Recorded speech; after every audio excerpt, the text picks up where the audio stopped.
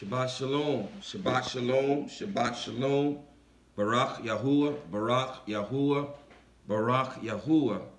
Peace and blessings, Shalom and Barak'u to you and your entire house, whether you're here listening live or whether you will hear this message, this teaching, this proclamation later on. Shabbat Shalom to you and your entire house and to all your loved ones on this most kadosh, this most set apart day, which is not just a day, but indeed is Yahuwah. This day indeed is a sign and a seal and a mark of the everlasting covenant between Yahuwah and his people. It is the day that identifies Yahuwah as the Elohim of creation.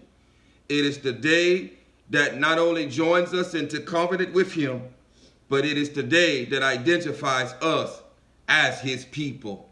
Shabbat Shalom, Shalom, Shabbat Shalom, peace and blessings, Shalom and Barak'u to each of you. Shabbat Shalom to the elder brother, Yahudah. Shabbat Shalom to the younger brother, Ephraim. Shabbat Shalom to the former stranger, the former foreigner, the former Gentile, who was formerly estranged from the everlasting covenant, but having received the Ruach of adoption, the Ruach HaKadosh, the Ruach of Yahushua HaMashiach, whereby having been engrafted into the olive tree, who is Yahushua, who is Yahshua, and whereby now being privy to the same everlasting covenant and promise and inheritance that was given to Yahshua and to Yahshua alone. Shabbat Shalom to you and your entire house. Peace and blessings. Shalom and Barak'u to you wherever you are across this flat plain earth, listening under the sound of my voice. Shabbat Shalom to you. Peace and blessings. Shalom and Barak'u to you and your entire house. If by chance, those of you who are on YouTube who will hear this teaching, this message, this proclamation later on, and this is your first time joining Yahuwah's Remnant, and you are asking yourself by chance, who is or what is Yahuwah's Remnant? Well, we'll start by telling you what and who we are not. We are not some church. No, we are not the church. With even just a cursory search of the word church, there in the etymology of the word church, you will find the name, the word Kirke, sometimes pronounced Circe. Who is Kirke?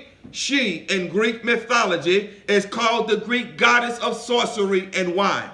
In Greek mythology, she is known for getting men drunk and turning them into unclean things, for turning them into abominable pigs, making them just as abominable as the unclean thing of which they are partaken of. This is who the church is, and this is what the church does. The church does not teach men to make a distinction between the clean and the unclean, thus whereby making them just as abominable as the unclean thing that they are touching. Kirke, Circe, the church, you will find her in Revelation 17. There she is called Babal the Great. There she is called the great whore. There it is described that she rides a beast, and she sits on 7 hills, where all the sovereigns of the earth are drunk with her sorcery and with her wine. Indeed, that place where she sits, that place which is on 7 hills, this is where Rome was founded. Rome was founded on 7 hills. Rome is the 4th beast. Rome is where this whore sits. Rome is the church. It is the church who is Babal the Great. It is the church who is the great whore. It is the church who has the whole world drunk with her sorcery and with her wine, not teaching men to make a distinction between the clean and the unclean. We're not some church. We are not the church. We're not some 501c organization. We're not some ministry, and we're not some camp. We simply are who we are, and that is Yahuwah's Remnant Assembly. That is Yahuwah's Remnant Kahal, his Remnant Ecclesia, of whom he is sealing in this end time season with the seal of the living Elohim upon our forehead, writing his name upon our forehead, filling us with renewed wine, filling us with living water, filling us with his presence, gathering us from the four corners of the earth, bringing us behind the confines and the safety of his fence, a holding place, if you will, a point of embarkation, if you will, preserving us with the salt of the covenant, keeping us safe until the ark of the covenant arrives, of which we are waiting to embark, to save his covenant people, to save his remnant people, whom he is sealing and whom he has sealed in this season, desiring to keep us and save us from the hour of trial that is soon to come upon this earth. If you've heard something via YouTube that has stirred your Ruach, and these words from the Master resonate in your Ruach, then perhaps you too are Yahuwah's remnant. Perhaps you too are his sheep, because his sheep hear his voice, and another voice they will not follow. This is who we are. We are not some church. We're not some 501c organization. We're not some ministry, and we're not some camp. We are his remnant assembly. We are his remnant kahal, his remnant ecclesia, his covenant people, of whom in this season he is calling out of darkness into his marvelous light. If this has resonated with you via YouTube, and you have a desire perhaps to join us live, there in this video, once it has been uploaded into YouTube, there in the description box of this video, there will be an email address. Please use it. If you have a desire to join us live, either on our fourth day gatherings or on our Shabbat gatherings, either or even if you just have an inkling to reach out to us. There in the description box of this video, once it has been uploaded onto YouTube, there will be an email address for you. Please take advantage of it. We'd love to hear from you. We truly would. Whether you have a desire to join us live or whether you have just a desire to say shalom to me in my house. Nevertheless, that's who we are. That's who Yahuwah's Remnant is. And we welcome you this day to Yahuwah's Remnant Shabbat gathering. And I am Daoud ben Yahuwah. And this is my wife, my Aisha, Ashayah. Shabbat shalom. Shabbat shalom, Shabbat shalom, Shabbat shalom. Peace and blessings, shalom and barakut to you and your entire house, wherever you are across this flat plain earth, listening under the sound of the Master's voice being proclaimed through his servant. Barak Yahuwah, Barak Yahuwah, Barak Yahuwah. There is a word from the Master for his remnant people today. There is a word from the Master for his remnant assembly. Who is his remnant assembly? The scriptures declare that it's 144,000. One in every 325,000 person that you meet across this flat plain earth. Who is his remnant assembly? Who is his covenant people? His covenant people are those who have always been his covenant people, those who have never been divorced from the everlasting covenant, those who were the first to receive the renewing of the covenant, to the Yahudim first and then to the Gentile. His covenant people are those who have never been divorced. This is his elder son. This is his elder daughter. This is the house of Yahudah, a people who have never been divorced from him, although scattered, although separated, never divorced, however. Never divorced. Not because of our righteousness, not because of anything that we have done, but because of a promise that he gave to sovereign Daoud, and that through him he would establish his throne on the earth forever, and that he would never, never, never, ever, never lack a man to sit on the throne. And so Yahuwah are operating in Torah, which is to say, to operate in order and to operate in a legal framework. Because the earth has been given to man, because the earth has been given to flesh, then his throne had to be established in the earth through a man. Because the sovereign of Yasharal represents the sovereign of Shamayim in earth. Yes, he does. Yes, he does. And the nation of Yasharal, hear him, represents the kingdom of Elohim. Yes, it does. The nation of Yasharal was supposed to give the world, the earth, a shadow of what the reign, the kingdom of Elohim looks like. And so to cross over into the promised land is to cross over into the kingdom, the reign of Elohim. You see, he gives childlike visible instructions to his people to teach us about deeper spiritual matters. And thus, as on earth, as it is in Shamayim, the nation of Yasharal represents his people of Shamayim. And the armies of Yasharal represents the armies of the living Elohim. And so as to establish his throne on earth throughout eternity that was given to man, he established his throne through Sovereign Dawood. Sovereign Dawood was the only sovereign of the nation of Yasharal who operated and ruled and governed as Yahuwah himself. And thus he established an everlasting covenant with him, that he would never lack a man to sit on the throne. And thus Yahuwah himself put on flesh and came as a seed, as a descendant of Sovereign Dawood, thus having a legitimate right as being heir to the throne that was established in the earth through Dawood forever and ever and ever. And for this reason alone, Yahudah, his covenant people, was never divorced. Although sent away, although put away, for this reason alone, Yahudah was never divorced. Was never ever divorced. But there are two sticks. After the reign of Shalama, King Solomon, sovereign Shalama, after the reign of Shalama, the nation of Yasharal was split into two kingdoms, into two sticks, the stick of Yahudah and the stick of Ephraim. For the sake of Dawood, after the transgression of Shalama, for the sake of Dawood, the master left two tribes in the kingdom of Judah. That is the tribe of Yahudah and the tribe of Benjamin.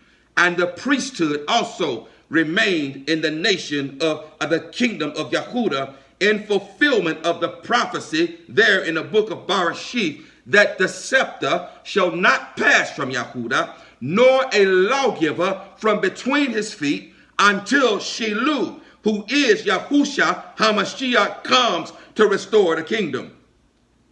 And so for this sake, for Dawood's sake, there were two kingdoms, there were two tribes rather, left in the reign, left in the kingdom of Yahudah, and the Levitical priesthood, the Louis Kahana, was left there as well, because the temple resides amongst Judah. Yes, it does.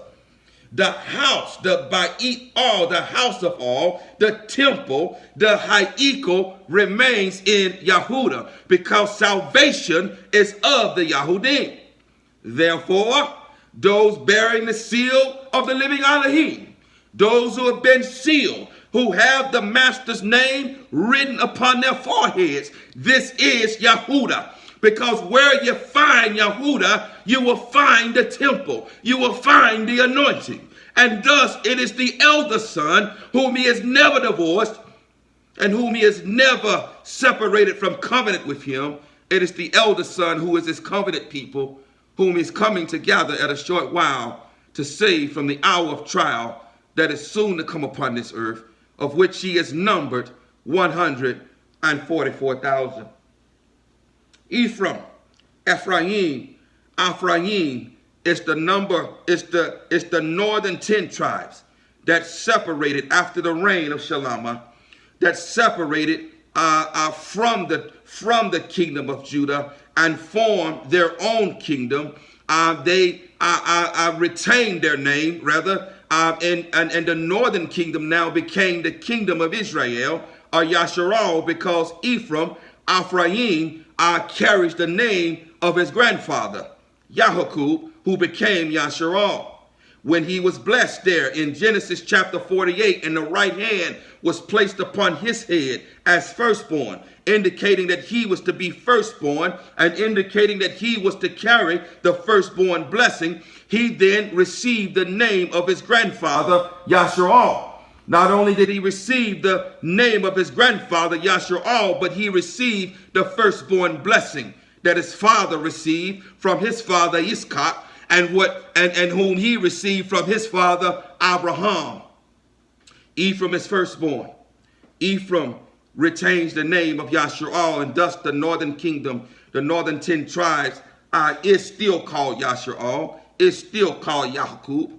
But sometimes the northern kingdom was called Shamarum, or Samaria, and sometimes the northern kingdom was called Ephraim, or Ephraim, and sometimes the northern kingdom was referred to as Yasharal.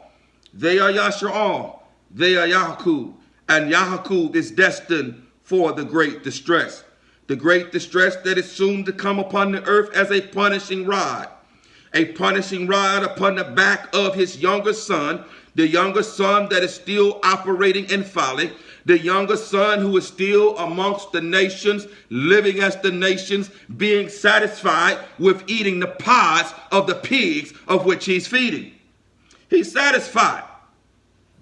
He's satisfied from every Christian pulpit while not making a distinction between the clean and the unclean.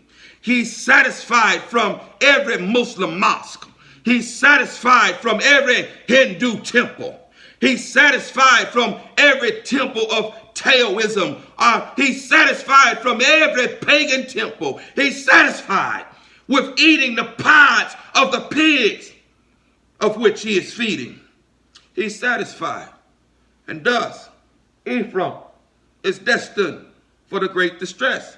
As a whole, Ephraim will not be returned to covenant until after the great distress, until after he has been corrected, until after he has become an ascending offering. Ephraim is destined for the great distress. Yes, he is. Ephraim now, in accordance with Genesis chapter 48 there at verse 19, Ephraim is the completion of the nations. Ephraim is every nation, tribe, tongue, and people. Not that everyone in every nation, tribe, tongue, and people is Ephraim, but that Ephraim is in every nation, tribe, tongue, and people. Ephraim has now become a coat of many colors, in accordance with the shadow of the coat that his father Yahuwah wore. He is every nation, tribe, tongue, and people, and he is a coat of many colors. And he is still divorced from the everlasting covenant, not because he has to, but because he still prefers to walk in the folly of a child. And thus, Ephraim will come out of the great distress from every nation, tribe, tongue, and people, having washed his robes, having been made prepared to receive the bridegroom. And so the master has sent me to his covenant people with a word from the master to prepare his covenant people for his soon return. Even the house of Ephraim, because if you become a citizen of a nation, irrespective of where you came from, if you were born a Pakistani and you came to the United States and you received United States citizenship, then you become a United States citizen. If you were born in the nation of Syria and you are a Syrian resident and a Syrian citizen, yet you come to the United States and you receive United States citizenship, then you become a United States citizen. You are no longer a Sarani, you are no longer a Pakistani. In the same way, because Ephraim as a whole will not be restored to covenant until after the great distress. If Ephraim now comes out of the nations, comes out of darkness into the marvelous light of Yahuwah, and re-engrafts into the olive tree, not boasting above the natural branches, then Ephraim becomes a citizen of Yasharal. Yes, he does, but more importantly, he becomes joined to Yahuwah, provided that he begins to walk as one in covenant with the master. He becomes joined with Yahuwah. And if you are a Yahudi, when the master comes shortly to gather his covenant people, he has promised to save you and to deliver you from the hour of trial, to place you on board his ark of the covenant and bring you to his Kadosh mountain, to give you a song that no one else can sing, and to bring you first back into the land, back into the reign, the kingdom of Elohim. Do you understand that the nation of Yasharal, the land, the nation of Yasharal is a shadow of the reign, the true reign, the kingdom of Elohim? And thus it is spoken in Acts chapter 1, will you at this time, master, restore the reign to Yasharal? The reign of Shamayim, the reign of the earth. Yasharal is a shadow of the kingdom, the reign of Elohim. Yes, it is. Yes, it is. The same system of governance, the Torah, having one sovereign who represents Yahuwah himself, having an army which represents the armies of the living Elohim, which were originally supposed to go forth throughout this flat plain earth as his Shabbat, as his rod, as his scepter, of which he uses to rule, of which he uses to correct, of which he uses to war and punish and to bring the earth under the bond of covenant. This is what they were supposed to do. This is what they were supposed to do. But nevertheless, Yahuwah goes first. Yahuwah goes home first. Yahuwah is the first to re-enter the reign of Elohim on earth, if you are indeed his covenant people. And his covenant people are indeed his sheep. And his sheep hear his voice, and another voice they will not follow.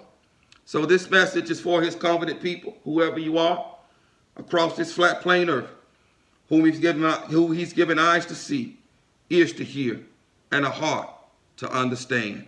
Line upon line, precept upon precept, hear a little, dare a little. If you are his covenant people, attune your ears to the words, the voice of the master. They are not my words. It is merely my voice that you're hearing, but you're hearing his words. If you are his covenant people and you are taking notes this day, the title of this message, this teaching, this proclamation is Searching for the Ancient Path, Part 104.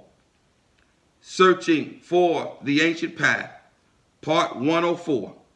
The greater separation has begun. Belief separates the righteous from the unrighteous. True belief will save your life in this season. Searching for the Ancient Path, Part 104. The greater separation has begun. Belief separates the righteous from the unrighteous. True belief will save your life. True belief will save your life. As a recap as to what the master has been speaking, let's look back to the ancient path once more. As a reminder, let's look back to the ancient path once more. And let's look back to the last Shabbat message that the master spoke, just as a recap to bring us back up to speed in case we forgot, because many are still operating as children.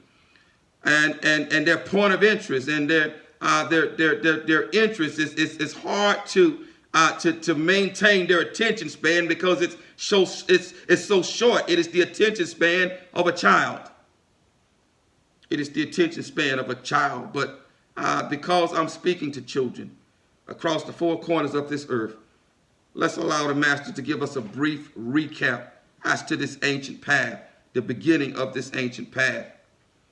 When man was created, after he had created the earth and separated the waters and created the seed-bearing plants, and after he had created the sun, the moon, and the stars, and after he had separated the waters above from the waters below, and he created the lower Shamayim and placed the sun, the moon, and the stars in it.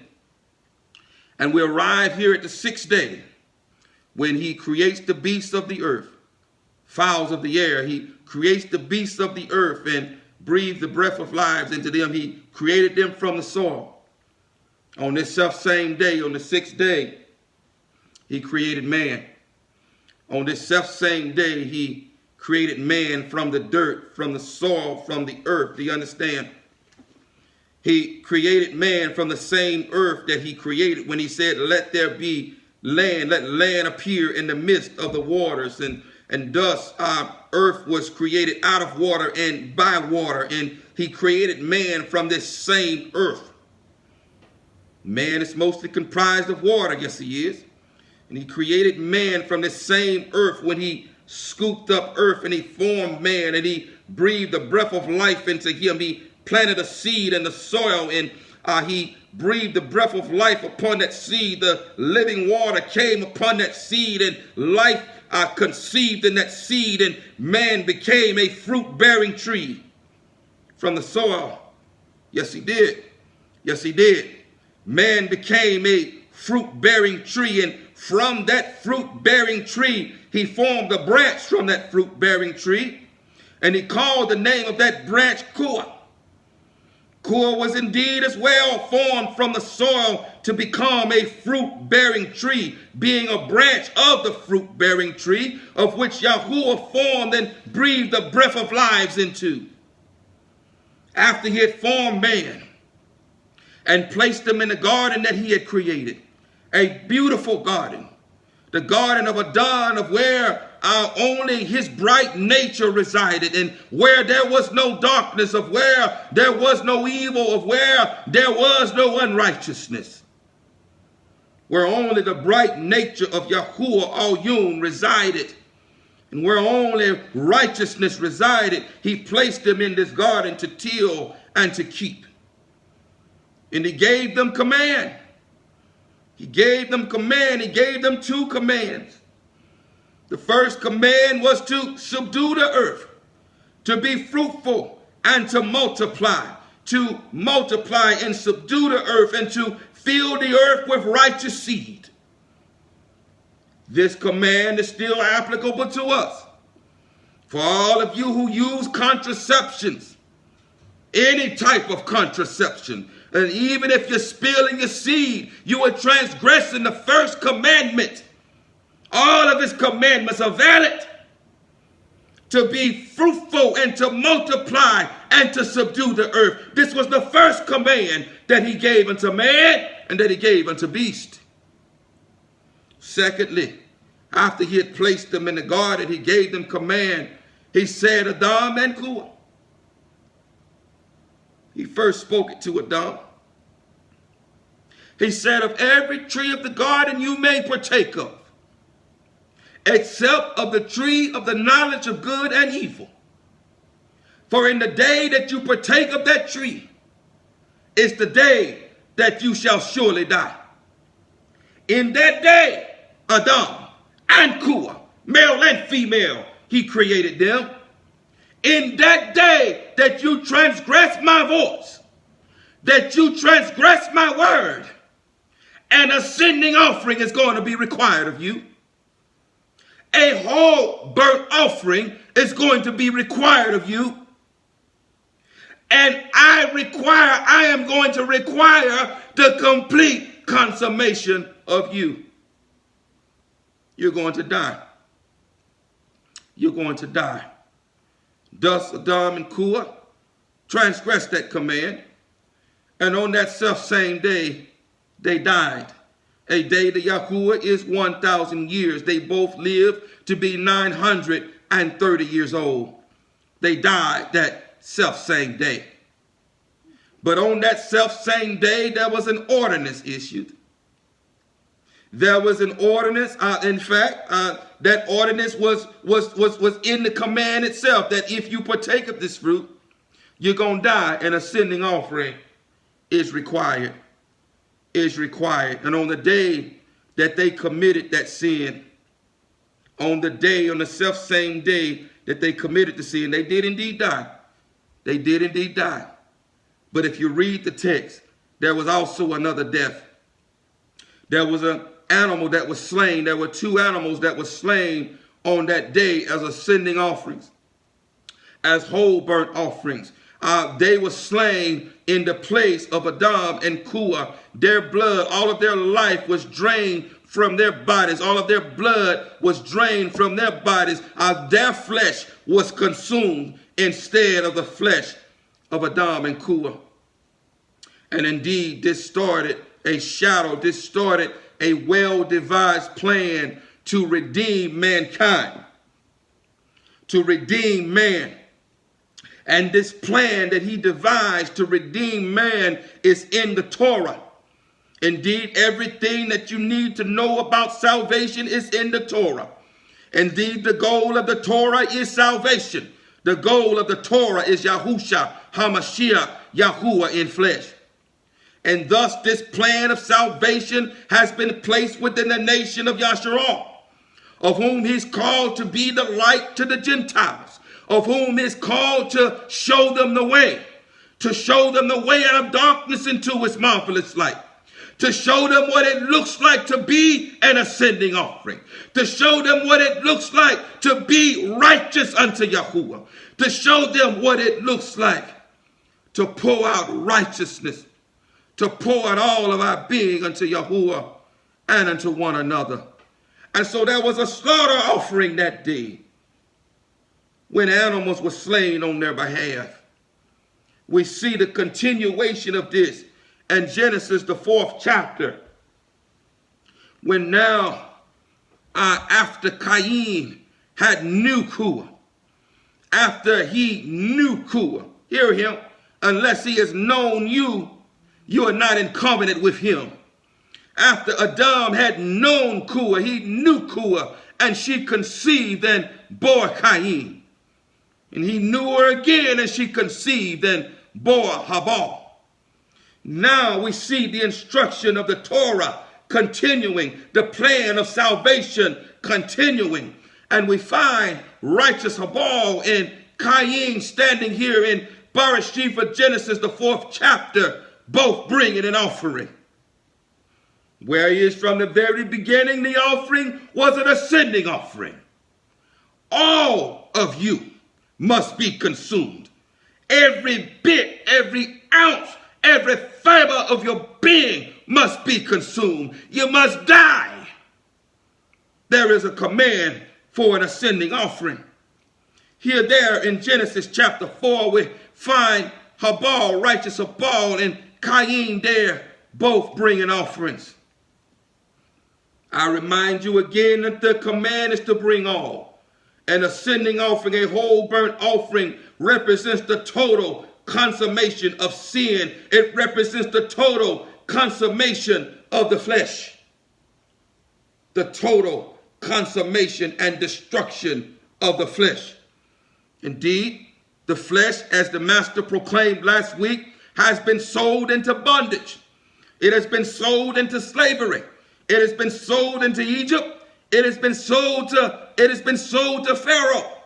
It belongs to him. Whether he got it legally or through trickery, it belongs to him. All flesh has been sold into bondage unto him. And the only way to be released from bondage is through death. Thus the blood upon the doorpost, representing death. The only place, the only way to be released from sin is to die. You see, in the Torah, in order to live, you must first die. In order to live, we must die. The command is final. We must die. And so through that sin of Adam and Yahuwah, death entered upon their heads and upon all of their seeds. So the master instituted an instruction because he loves his Yaqib, because he loves his only begotten, because he loves the apple of his eye. He himself planned to come in 5.5 days to put on flesh and die for his seed, to die for his Yaqib, for his only begotten, for his firstborn son, for the apple of his eye, Adam, mankind. He planned to come in 5.5 days and to relieve him from this burden, from this judgment of death. But until then, he issued the instruction that until I come, until Yeshua comes, until salvation comes in the person and the man of Yahushua HaMashiach, man, you are to bring me the firstlings of your flocks and your herds. You are to bring me the firstborn of your herd and your flock. which represents you, man, as my firstborn son. You are also, man, to bring me the first fruit from the soil. For as I took you from the soil, man, and to the soil you return, the first from the soil, the first fruit from the soil, it represents you. And so that I do not instantly consume you, wholly consume your flesh, because I have a right to, because it is in my Torah. I, man, have written in my Torah, until Yeshua comes in the person of Yahushua HaMashiach, you bring me the firstborn of your flocks to take your place. And you are to place your hand upon his head, whereby placing your crookedness, man, whereby placing your wickedness, whereby placing your sin upon its innocent head. And you are to confess your crimes over its innocent head, whereby becoming one with it, whereby allowing it to assume your crimes. After which you are to slay it, and all of its life is to be drained, man, because its life is to be slain for your life, man, because you are dead, man. You are dead, stinking thing. And the only way to resurrect something from the dead, man, is to pour life into it. Indeed, the life of the creature is his blood, and I've given it to you to make atonement for your sins upon the altar. So you drain all of his life from it upon the ground from which it came, man. And its life is to be poured into yours. Its life is to extend your life, man, so that I don't instantly consume you. And its life is to cover your crimes until Yeshua comes to take away your crimes. So you give me all, the firstborn from your flock, and you slay it, and you skin it, and you debowel it, and you cut it up, and you wash it in accordance with my prescribed instructions, and you place it on the altar, the ascending altar to be wholly consumed by the consuming fire. You place it on the altar to be wholly consumed by my breath. By my breath. Because my breath, his breath is a consuming fire. For he is a consuming fire. His Ruach is his breath, and his Ruach is fire. His Ruach is a consuming fire. And this fire which is to never be put out, which is to always burn, this fire which will never be quenched and the worm shall never die, is the eternal consuming fire of Yahuwah, of which all sin is eventually going to be forever consumed by. But for now, man, until I come to take this upon myself, to take your sin, your crookedness upon myself, as the lamb slain before the foundation of the earth. You slay a lamb, and you bring me the firstborn. You bring me your best without blemish on it. The best of the flock and the best of the herd, and the best of the herd and the best of the oil and of the wine and the first fruit from your harvest. You bring that to me to save your lives. Habal here we find in Genesis chapter 4 bringing a perfect first fruit offering, a perfect from his flock, a perfect one from his flock without blemish or without defect, perfect and innocent to represent him. And he gives all. He gives all that he had. Cain, on the other hand, disobeyed the instruction to bring the first fruits from his harvest, but rather decided to bring just the fruit of his harvest and not the best, not the first fruit of his harvest. So we find him not giving all, not giving an ascending offering, not giving a whole burnt offering so that the grain could be completely consumed. He didn't bring all. And the master, because Habal brought all, because Habal was the ascending offering with the ascending offering. The master accepted him and his offering. And he accepted it by consuming fire. Cain then looking on and looking wroth and looking sad and downtrodden because his brother Habal's offering was accepted in accordance with the Torah and his was not. He was saddened. The master asked him, "Why are you sad, Cain? If it is not, if you do good, will I not accept your offering?" Hear him. Hear him. Sin is crouching at the door, and you must conquer him. You must rule over him. And the only way to rule over him is through obedience to the Torah.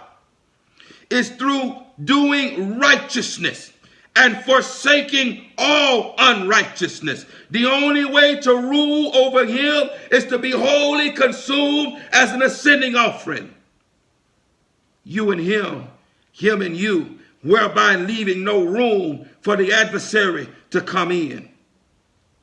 We know the story, because he would not bring all the adversary did into his heart, whereby murder entered his heart, whereby he murdered his brother. But Habal was considered the righteous one. And so now, from the very beginning in this ancient path, the master has shown us the way to salvation, the way to be forgiven. For without forgiveness, there is no life, there is no salvation, there is no forgiveness of sin. Without death, without blood, there is no forgiveness of sin.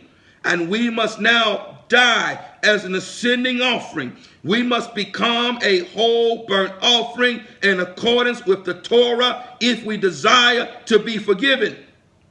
We must place our hands upon his innocent head and allow him to bear our crookedness.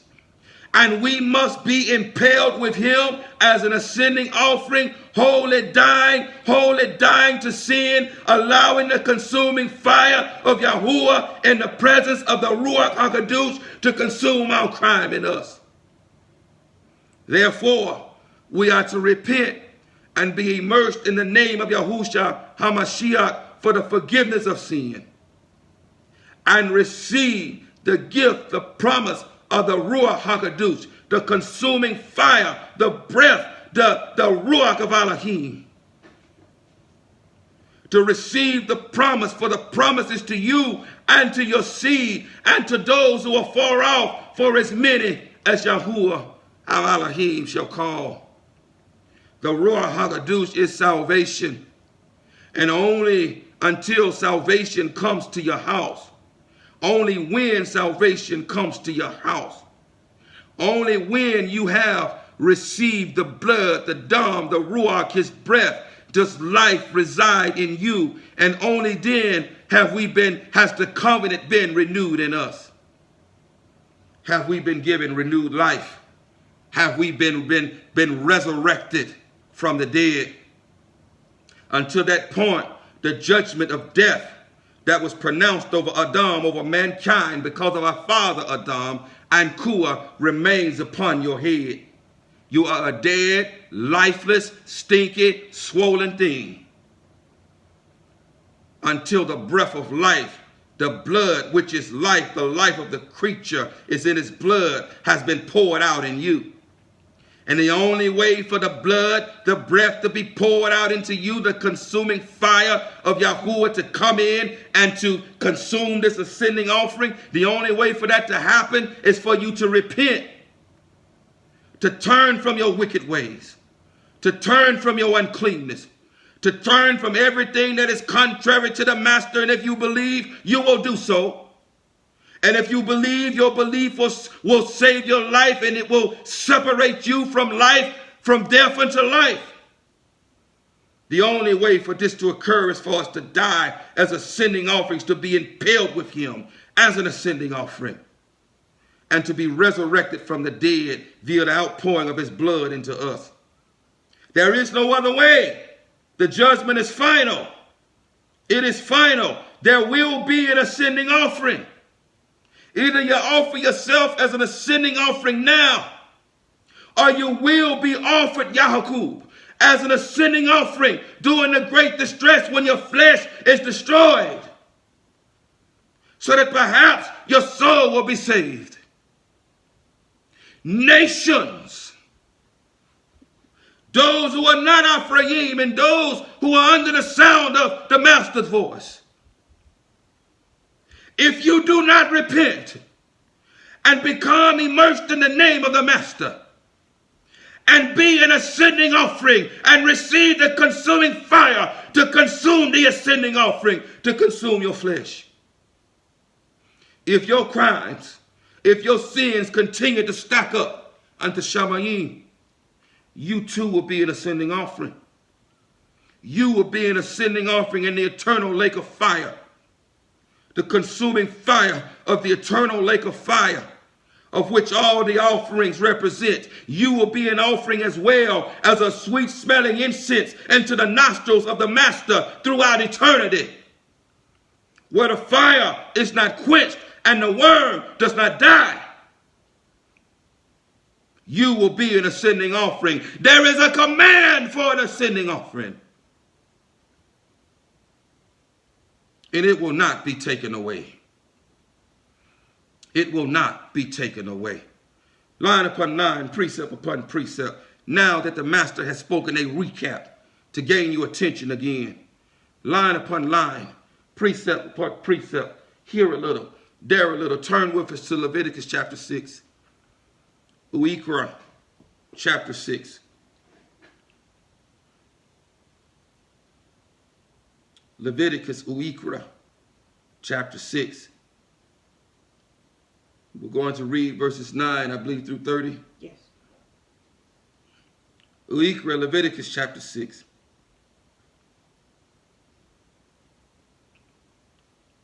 And we're going to begin at verse 9 and read through verse 30. Beginning at verse 9, and again, this is just a recap. This is another recap going forward so that you understand, so that you truly understand that there is no way around being an ascending offering, being offered with him. There is no way around it. If you don't receive the consuming fire, if you don't receive the Ruach, there is no life in you. You have not been redeemed. You're still in your sin. You have not been redeemed. You still belong to the adversary. You have not been redeemed. You have no power over sin. It still rules over you. It still rules over you. And we must rule over him. He is sin. Hasatan is sin. And we must rule over him. And the only way to rule over him is to die. Is to have the judgment of death satisfied in us and to be resurrected as renewed creatures, having the flesh, all of the flesh, wholly consumed via his consuming fire. The consuming fire of the Ruach HaKadosh. Only in this way will we rule over death, will we rule over sin, will we rule over Hasatan. Beginning at verse 9, read, little one. Command Harun and his son, saying, this is the Torah of the ascending offering. This is the Torah of the ascending offering. Torah is forever established in Shamayim. If you are his sheep, you hear his voice, for he is the Torah, he is the living Torah, and another voice you will not follow. Read. This is the ascending offering, because it is burned on the slaughter place all night until morning. Because it is burned on the slaughter place all night until morning. Read. And the fire of the slaughter place is kept burning on it. And the fire of the slaughter place is kept burning on it. He is a consuming fire. The fire is not quenched, nor does the worm die. Read. And the priest shall put on his linen garment, and put his linen trousers on his body, and shall take up the ashes of the ascending offering, which the fire has consumed on the slaughter place. Which the fire has consumed. Which the fire has consumed. No flesh remains here, only ash. The fire has consumed. This again is a representation of the consuming fire of Yahuwah. When he consumes the flesh and no flesh remains, it no longer rules over you. That does not mean it doesn't tempt you. That doesn't mean it does not speak to you. That does not mean it doesn't put thoughts in your mind, because the flesh belongs to Hasatan. What that means is, if the flesh has been consumed, you are no longer under any obligation to obey him. In fact, if you get real bold with it, you will speak to him. Yahuwah rebuke Hasatan. You have no power or authority over me. You do not rule over me. I rule over you. If the consuming fire of the Ruach HaKadosh has totally consumed the flesh, all flesh must die from the very beginning. From the very beginning, the ancient path, the flesh must die. In fact, as I was talking with my Aisha the other day, the master reminded me of 2 Ezra chapter 7 and how we are being taken now from esteem to esteem. When our master comes back in the person of Yahushua HaMashiach, Yahuwah wrapped up in flesh, when he comes back for the millennial reign for 1,000 years, those who are his, who are his bride, we are going to look like him. We're going to look just like him. But understand, he's coming back in flesh. He's coming back in flesh because the earth has been given to flesh.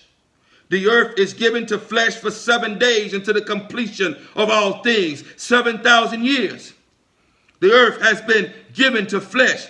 And so although he will come in an exalted form and not in the form he was in prior to his death, prior to him being impaled upon the stake, he will come in the form of which there were 11 taught ones. They're locked in a locked room as we read John Yahuwah in the 20th chapter. And they were there in a locked room, and he appeared right in the midst of them. Right in the middle of them, he appeared upon them. And the first time, Thuma, called Thomas, called twin, was not there. But although he materialized right in the midst of them, he was still flesh. Although exalted flesh, he was still flesh.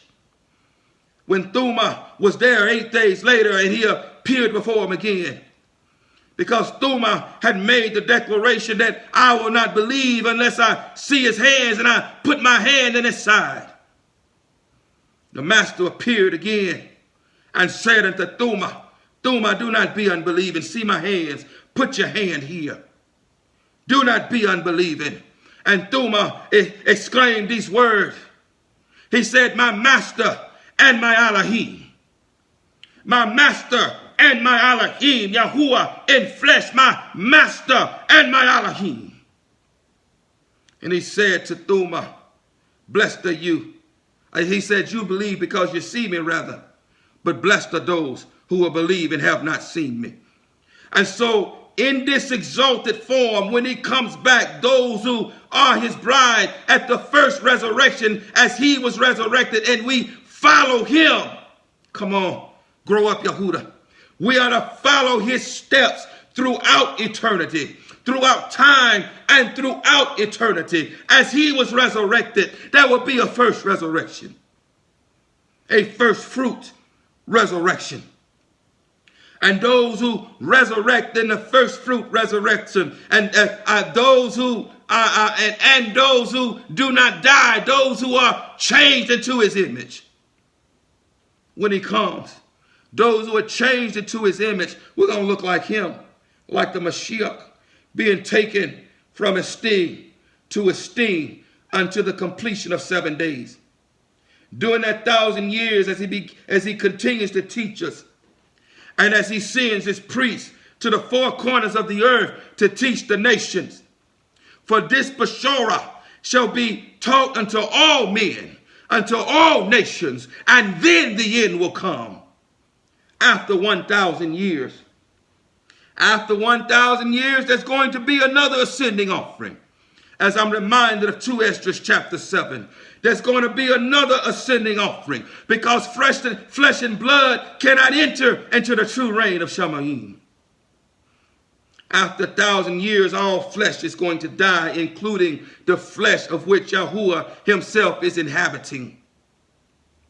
And at his appearance at the great white throne, the great white judgment seat, and at his appearance, because no man shall see him and live, not even the earth can hold his presence. Not even the earth can behold his presence. And so when he finally comes after the completion of things on the last great day, when his face appears, when his true form appears, even the very elements are going to burn, because he is a consuming fire. The Shamayim is going to burn and melt. The earth is going to melt and fade away. And there's going to be a renewed earth and a renewed Shamayim. And being taken from esteem to esteem now.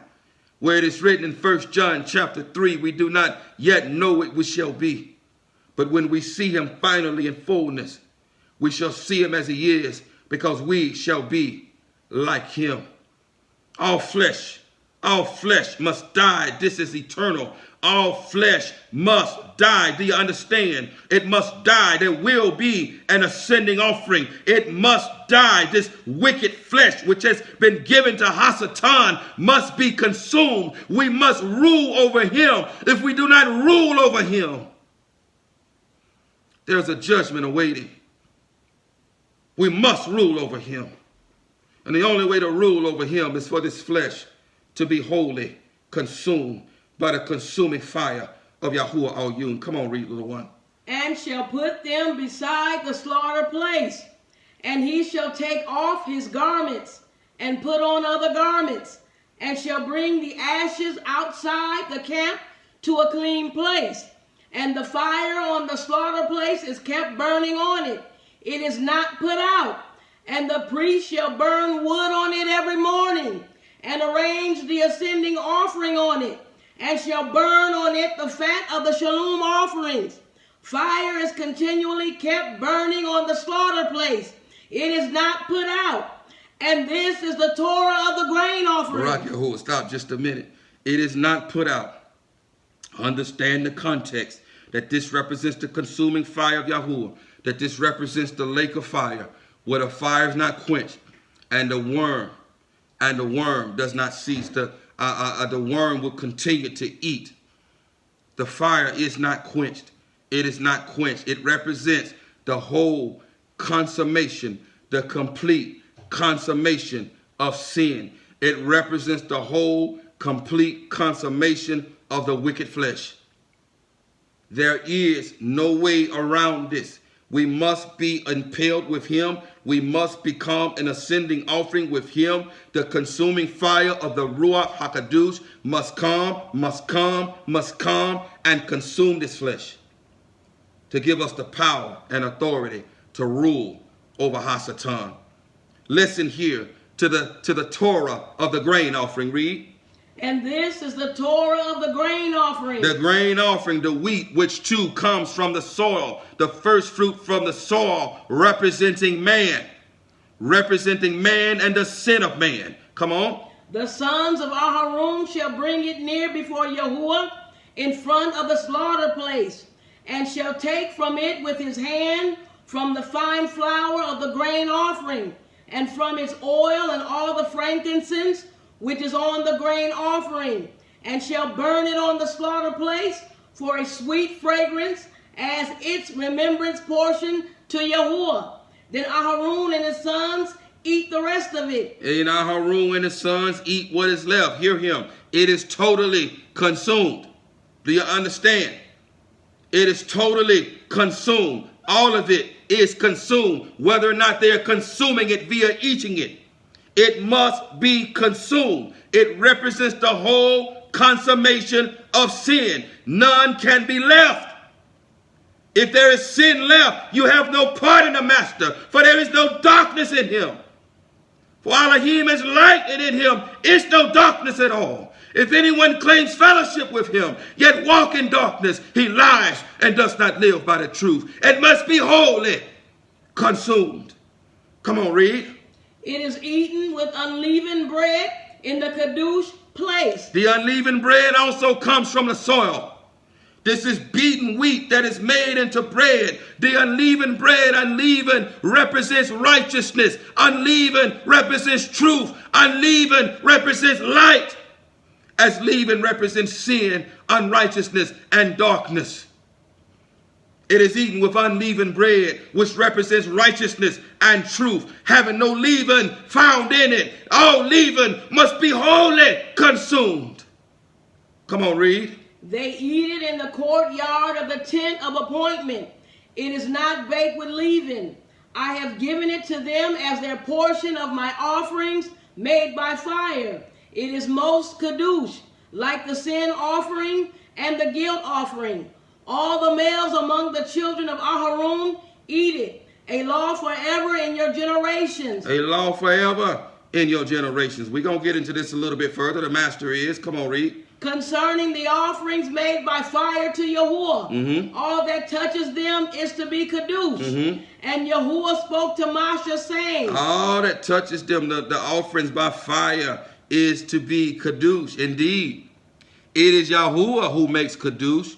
It is Yahuwah who sets apart. It is Yahuwah who separates. And when his separated spirit, when the fire of the Ruach HaKadosh comes upon us, he separates us. We become most kadosh unto him when all the flesh is consumed in his consuming fire. Come on, read. This is the offering of Aharon and his sons, which they bring near to Yahuwah, beginning on the day when he is anointed. 1/10 of an alpha of fine flour, which comes from the earth, read, as a continual grain offering, half of it in the morning and half of it in the evening. It is made on a griddle with oil. Bring it and mixed. Bring the baked portions of the grain offering near, a sweet fragrance to Yahuwah. And the anointed priest from among his sons, who is in his place, prepares it. A law forever to Yahuwah. All of it has to be burned. All of it has to be consumed. All of it must be consumed. There must be none left. There cannot be any room for the adversary. He is crouching at the door, and we must rule over him. Read, little one. And every grain offering for the priest is completely burned. It is not eaten. It is not eaten. This is, in any case, it must be completely consumed. The grain, the wheat, represents Adam, the first fruit from the soil, who committed sin. And that punishment then passing on to all of his seed. All sin, all flesh must be wholly consumed. Come on, read. And Yahuwah spoke to Moshe, saying, speak to Aharon and to his sons, saying, this is the Torah of the sin offering, in the place where the ascending offering is slain. The sin offering is slain before Yahuwah. It is most kadosh. It is most kadosh. The priest who is making atonement eats it. In the kadosh place it is eaten. In the courtyard of the tent of appointment, all that touches its flesh is to be kadosh.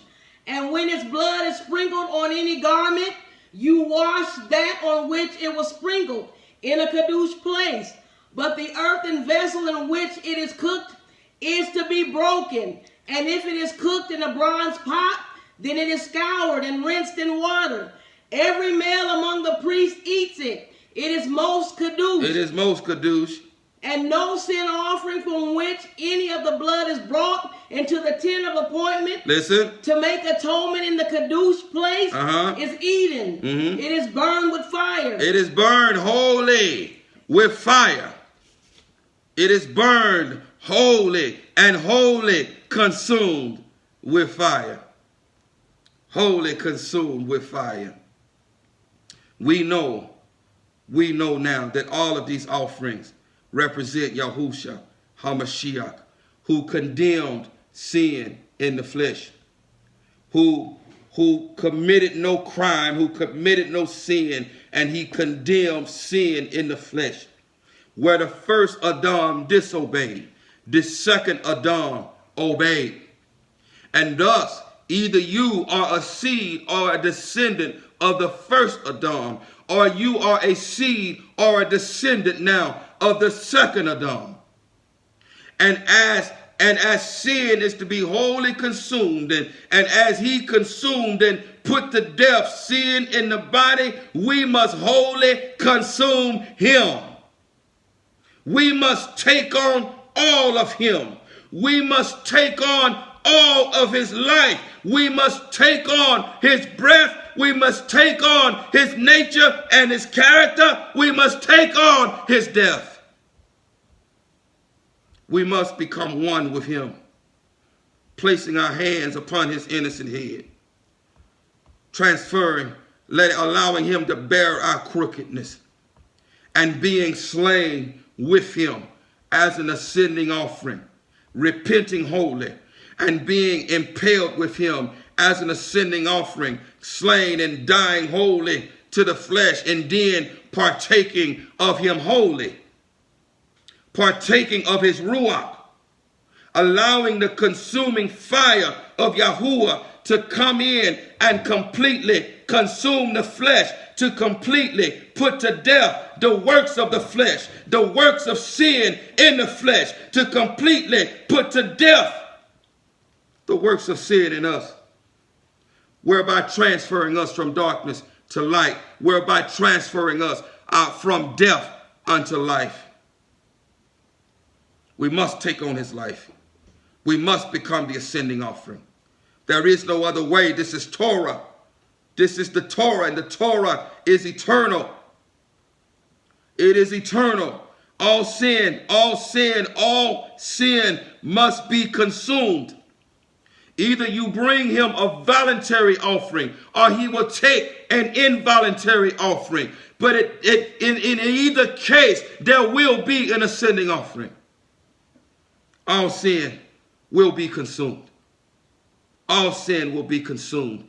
And only those who hear this, who not only understand the Torah of the ascending offering, but understand the Torah of the grain offering, who understand the Torah of the sin offering, who understand the Torah of the guilt offering, who understand that we must follow the voice of our shepherd, that we must give him all of us, that we must be as Habal, that we must die in order to live. We must die. We must die to sin. And the only way to die to sin is to be impaled with him and to have the offering received by fire via the consuming fire of his Ruach HaKadosh. There will be 144,000 worldwide across this flat plain earth, one in every 325,000 person who will understand this message of perfection, who will understand the Torah of the ascending offering, who will be brought to Mount Zion, where it reads there in Revelation 14 that these are blameless. They are blameless before the throne. There is no falsehood or guile found in them. They are blameless. They are virgins, which means they are pure, unblemished, undefiled, untouched by uncleanness. They are pure before him. 144,000 worldwide are going to escape the hour of trial that is soon to come upon the earth, and who are going to understand this Torah of the ascending offering, this Torah of the grain offering, this Torah of the sin offering, that all sin must be wholly consumed. As the Master wholly consumed sin in his body, the only way for us to wholly consume sin in our body is to take on him, is to take on his life, is to take on Ruach. Ruach is his life. When it's said to take on his life, this is to take on Ruach, his breath, the consuming fire of YAHUAH'S, who consumes our sin and our mortal bodies, making no room for the adversary to come in and giving us the power and authority to rule over him. John chapter 6, YAHUAH'S chapter 6. John chapter 6, YAHUAH'S chapter 6, line upon line, precept upon precept, the greater separation has begun. The separation from life to death, the separation from sin to righteousness, the separation of true believers from unbelievers. True belief is going to save our lives. And those who are his, who are his sheep, who hear his voice, understand now the Torah of the ascending offering. the torah of the grain offering, the torah of the sin offering. YAHUAH'S chapter 6, what verse, little one? 35 to 63. Verses 35 through verse 63. Verses 35 through 63. John, YAHUAH'S chapter 6, verses 35 through 63. Beginning at verse 35. Come on, read, little one. And Yahushua said to them, yes, I am the bread of life. I am the bread of life. Hear him. He who comes to me shall not get hungry at all. He is the bread upon the altar. He is the grain offering. He is the unleavened bread. I am the bread of life that the priest was supposed to consume. Part of it was consumed by fire, and the rest of it was consumed by them. We were never supposed to be a nation under priests, but a nation of priests. He says here, I am the bread of life. I am that offering upon the altar. I am the grain offering. I am the unleavened bread. Come on, read. And he who believes in me shall not get thirsty at all. He who believes in me should not get thirsty at all, because you have taken on life. You've taken on the unleavened bread. You've taken on righteousness. You've taken on the Ruach HaKadosh, the set-apart spirit, the spirit of righteousness who consumes our sin in us. Come on. But I said to you that you have seen me and still do not believe. All that the Father gives me shall come to me, and the one who comes to me I shall by no means cast out, because I have come down out of heaven not to do my own desire, but the desire of him who sent me. This is the desire of the Father who sent me, that all he has given me, I should not lose it. All he has given me, all he has given me, all who my Father has given me as bride. As a father gives away his daughter to a husband. As a daughter is to be, as a woman is to be covered from cradle to grave. And as a bride's price is paid to the father, and the father gives the bride away to the husband. And she enters into covenant with him when the two become one flesh. When he has relations with her and a relationship is established, all who are given to him have been wholly consumed by the consuming fire of the Ruach HaKadosh, and all sin has been consumed in them. And as a man enters a woman and whereby establishes a covenant with her, he enters us, the Ruach enters us, whereby establishing a renewed, everlasting covenant with us. Understand the Torah. All things according to Torah. The Father has given the bride to him unto himself. And he has a right to have relations.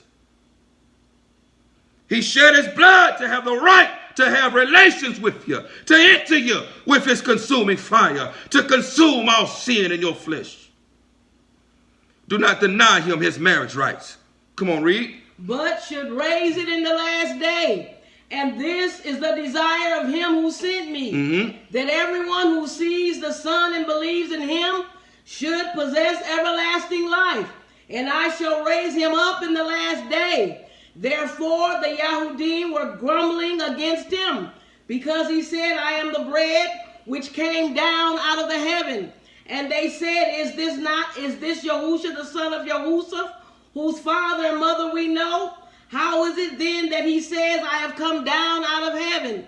Then Yahushua answered and said to them, do not grumble with one another. No one is able to come to me unless the Father who sent me draws him. And I shall raise him up in the last day. It has been written in the prophets, and they shall all be taught by Yahuwah. Everyone then who has heard from the Father and learned comes to me. Not that anyone has seen the Father, except he who is from Elohim. He has seen the Father. Truly, truly, I say to you, he who believes in me possesses everlasting life. He who believes in me, wait now. Belief separates the righteous from the unrighteous. Christian, belief, if you truly believe, that means that you will forsake all unrighteousness. That means you will repent like Zacchaeus, like Zacchaeus. That means that you will repent, that you will return and forsake your wickedness. And if you've wronged one, you will make it right. And if you do this, if you turn back from your Torahless ways and turn back to Torah, then salvation will come to your house and you will possess everlasting life. This is what belief looks like. Belief manifests in obedience to his word. Come on, little one, read. I am the bread of life. I am that bread that I taught you about, children, on the altar, that I showed you with the instructions with respect to the offerings. This is my way of teaching your children, giving you childlike instructions to teach you about deeper spiritual matters. I am that grain offering. I am the bread. I am the ephah of flour. I came to represent you. I came in the volume of this book. I am the goal of the Torah. I am salvation. I am this bread. I am this bread that is upon the altar. I am the bread, I am the grain that represents Adam. Thus I came as the second Adam, representing my firstborn son. As he was the first fruit from the soil, when I died for you, I became first fruit for you. A well-pleasing first fruit offering for you. And I ascended and waved myself before the throne as an acceptable first fruit offering. And now those who have been impaled with me as an ascending offering, you too have ascended with me as a first fruit offering, and you are seated with me now in heavenly places. Understand the Torah that is given to children, the letter of the Torah given to children to teach them about the deeper spiritual matter. I am that bread. I am the bread on the altar. I am also the bread in the wilderness. I am also the bread from Shamayim. Come on, read. Your fathers ate the manna in the wilderness and they died. Your fathers ate the manna. They ate the manna in the wilderness and died. Read. This is the bread which comes down out of the heavens. This is the bread that comes down from out of Shamayim. So that anyone might eat of it and not die. So that anyone might eat of it and not die. Come on. I am the living bread which comes down out of the heaven. I am the Lakam Shamayim. I am the living bread that comes down from Shamayim. I am the living bread that gives you life, that comes down from Shamayim, not the bread upon the altar, and not the bread that they ate in the wilderness. I am the Lakam Shamayim that came down for you to give you life. Come on, read. If anyone eats of this bread, he shall live forever. And indeed, the bread that I shall give is my flesh. Is my flesh, read. Which I shall give for the life of the world. Oh, it's my flesh, my ascending offering. I'm giving myself as an ascending offering. And I'm giving myself as the lamb, as the Passover lamb, slain before the foundation of the earth, which all who are clean must partake of. And none of it is to be left until morning. It is to be wholly consumed. If there is any left until morning, then it is to be burnt by fire. All of it is to be consumed, because no sin is to remain. I have taken all of your sin in my body. I have come down as the bread from Shamayim. This bread is my flesh. I am your Passover lamb, and you must partake of me. You must partake of my suffering. You must partake of my life. You must be impaled with me. You must be impaled with me as an ascending offering. And you must allow me, my consuming fire, to consume your wicked flesh. Come on, read. The Yahudim therefore were striving with one another, saying, how is this one able to give us his flesh to eat? Yahusha therefore said to them, truly, truly, I say to you, unless you eat the flesh of the son of Adam, unless you eat the flesh of the son of Adam, and drink his blood, you possess no life in yourselves. You possess no life. You possess no life. You possess no life. You are a dead, swollen, stinking thing. You are a dead woman. You are a dead man walking. Unless you partake of the offering, unless you become an ascending offering with him, partaking of his flesh, partaking of his death, receiving life into you. You are dead, stinky, swollen thing. You're dead. You are dead. The Torah of the ascending offering, the Torah of the offering is mandatory. It cannot be circumvented. Come on. He who eats my flesh and drinks my blood possesses everlasting life, and I shall raise him up in the last day. For my flesh is truly food. My flesh is truly food. And my blood is truly drink. And my blood is truly drink. He who eats my flesh and drinks my blood stays in me, and I am in him. As the living Father sent me, I live because of the Father. So he who feeds on me shall live because of me. This is the bread which came down out of heaven. Not as your fathers ate the manna and died. He who eats this bread shall live forever. He said this in a congregation, teaching in Capharnaum. Therefore many of his taught ones, having heard, said, this word is hard. Who is able to hear it? But Yahushua, knowing within himself that his taught ones were grumbling about this, said to them, does this make you stumble? What if you see the son of Adam going up where he was before?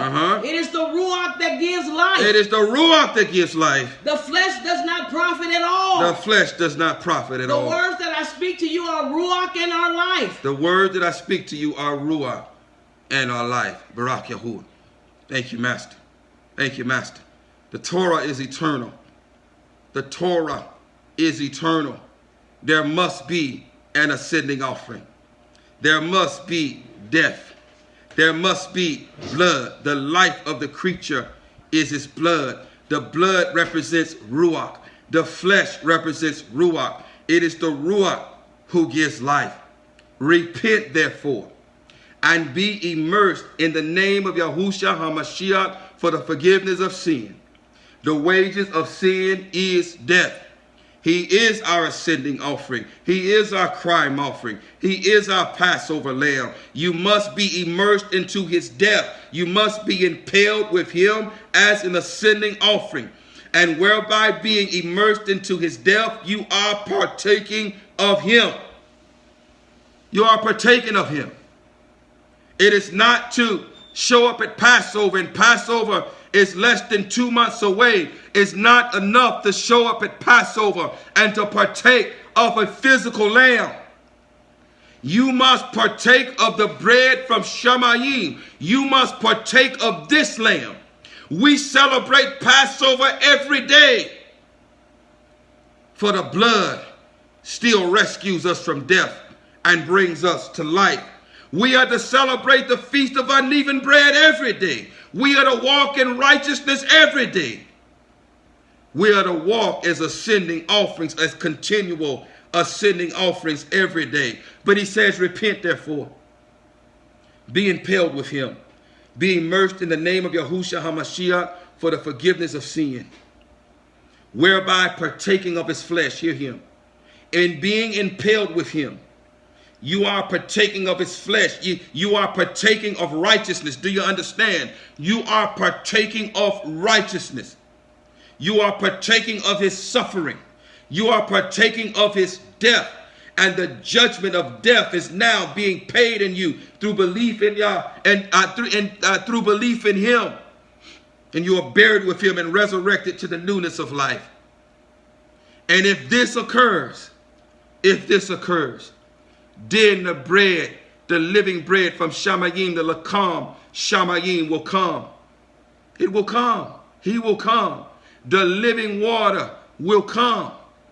The breath of the Ruach HaKadosh will come. The consuming fire of the Ruach HaKadosh will come. Salvation will come to your house because now you have satisfied the requirements of the Torah. Through him, the righteous requirements of the Torah are satisfied in us. And because the righteous requirements of the Torah will be satisfied in us, and that is death, and that is righteousness,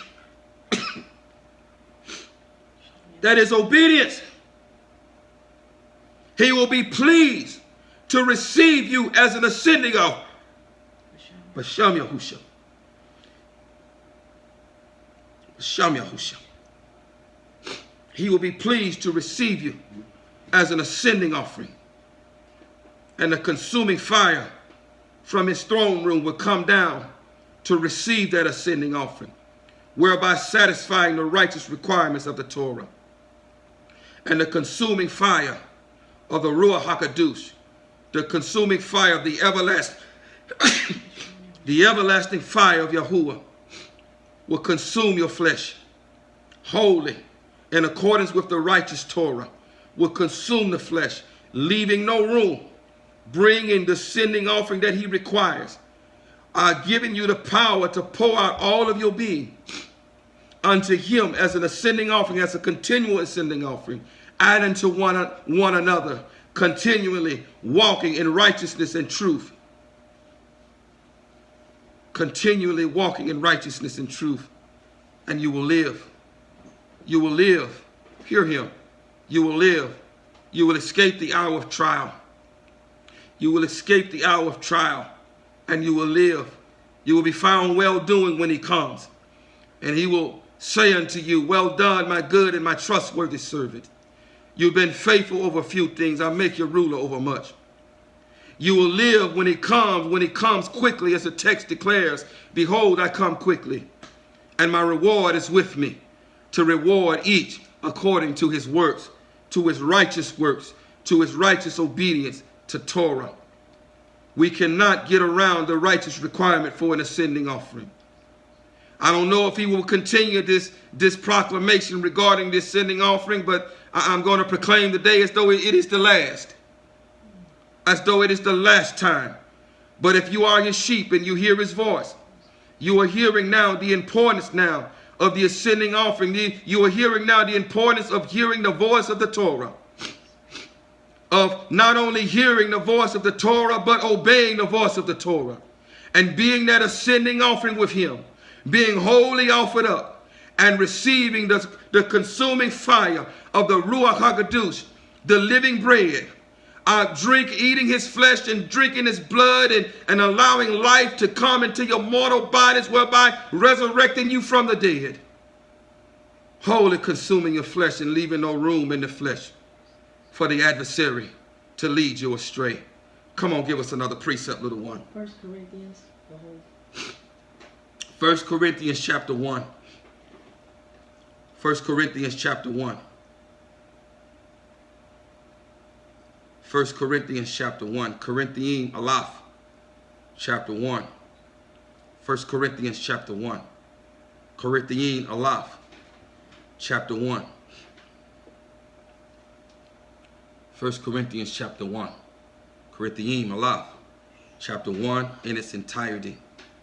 Beginning at verse 1. Read, little one. Shaul, a called emissary of Yahushua Mashiach, by the desire of Elohim and brother Susthanis, to the assembly of Elohim, which is at Corinth, to those who are Kadosh in Mashiach Yahusha, called Kadosh ones, with all those calling on the name of Yahushua Mashiach, our master in every place, theirs and ours. Favor to you and shalom from Elohim, our Father, and the Master Yahushua Mashiach. I thank my Elohim always concerning you for the favor of Elohim which was given to you by Mashiach Yahusha, that in him you were enriched in all and every word and all knowledge, as the witness of Mashiach was confirmed in you, so that you are not lacking in any gift, eagerly waiting for the revelation of our Master Yahushua Mashiach, who shall also confirm you to the end, unreprovable in the day of our Master Yahushua Mashiach. Elohim is trustworthy, by whom you were called into this fellowship of his Son Yahushua Mashiach, our Master. I appeal to you, brothers. I appeal to you, brothers. Read. By the name of our Master Yahushua Mashiach. By the name of our Master Yahushua HaMashiach. That you all agree, and that there be no division among you. That you all agree and that there be no division amongst you. If we have the same master, then we should not be disagreeing. We should be one. We have one master, one belief, one immersion. There should not be any division or strife amongst us if we have the same master. Read. But that you be knit together in the same mind and in the same opinion. For I have been informed concerning you, my brothers, by those of the house of Chloe, that there are strifes among you. What I mean is this, that each one of you says, I am of Shaul, or I am of Apollos, or I am of Kapha, or I am of Mashiach. Has the Mashiach been divided? Has the Mashiach been divided, Barak Yahuwah? Was Shaul impaled for you? Was Dawood impaled for you? Read. Or were you immersed in the name of Shaul? Or were you immersed in the name of Shaul? Read. I think, Elohim, that I am immersed not one of you, except Crispus and Gaius, that no one should say that I immersed into my own name. Now I did also immerse the household of Stephanas. For the rest, I do not know whether I immersed anyone else. For Mashiach did not send me to immerse. For Mashiach did not send me to immerse, read. But to bring the good news. But to bring the good news of the restoration of the renewing of the everlasting covenant. Read. Not with wisdom of words, that the stake of Mashiach should not be nullified. For the word of the stake is indeed foolishness. For the word of the stake is indeed foolishness unto those who are what? To those who are perishing. To those who are perishing, and you're going to perish. You are a dead, stinky, swollen thing if you do not understand the Torah. If you do not know Yahusha, you do not understand the stake, you do not know the blood, you don't know Torah. We must be impaled with him as an ascending offering. Indeed, this is foolishness to those who are perishing, who do not know the Torah. The goal of the Torah is salvation. The goal of the Torah is life. The goal of the Torah is Yahushua HaMashiach.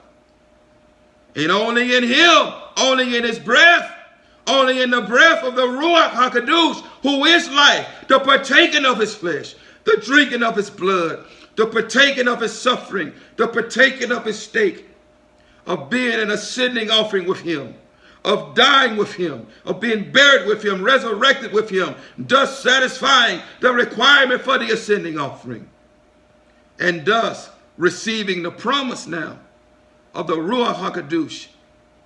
Only in this way, the living bread from Shamayim, receiving life, salvation, will we live.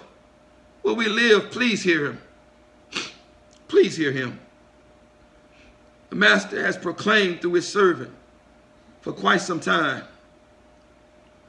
And in all the time he's been proclaiming through his servant has not exalted himself. His servant has not drawn men unto himself. His servant has lifted up him, my Father.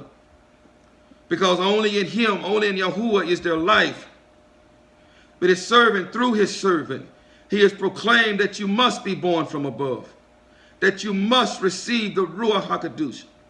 That you must receive the bread of life. And now he's given us the understanding that in doing so, you must be an ascending offering. Unless you are an ascending offering, you cannot receive the bread of life.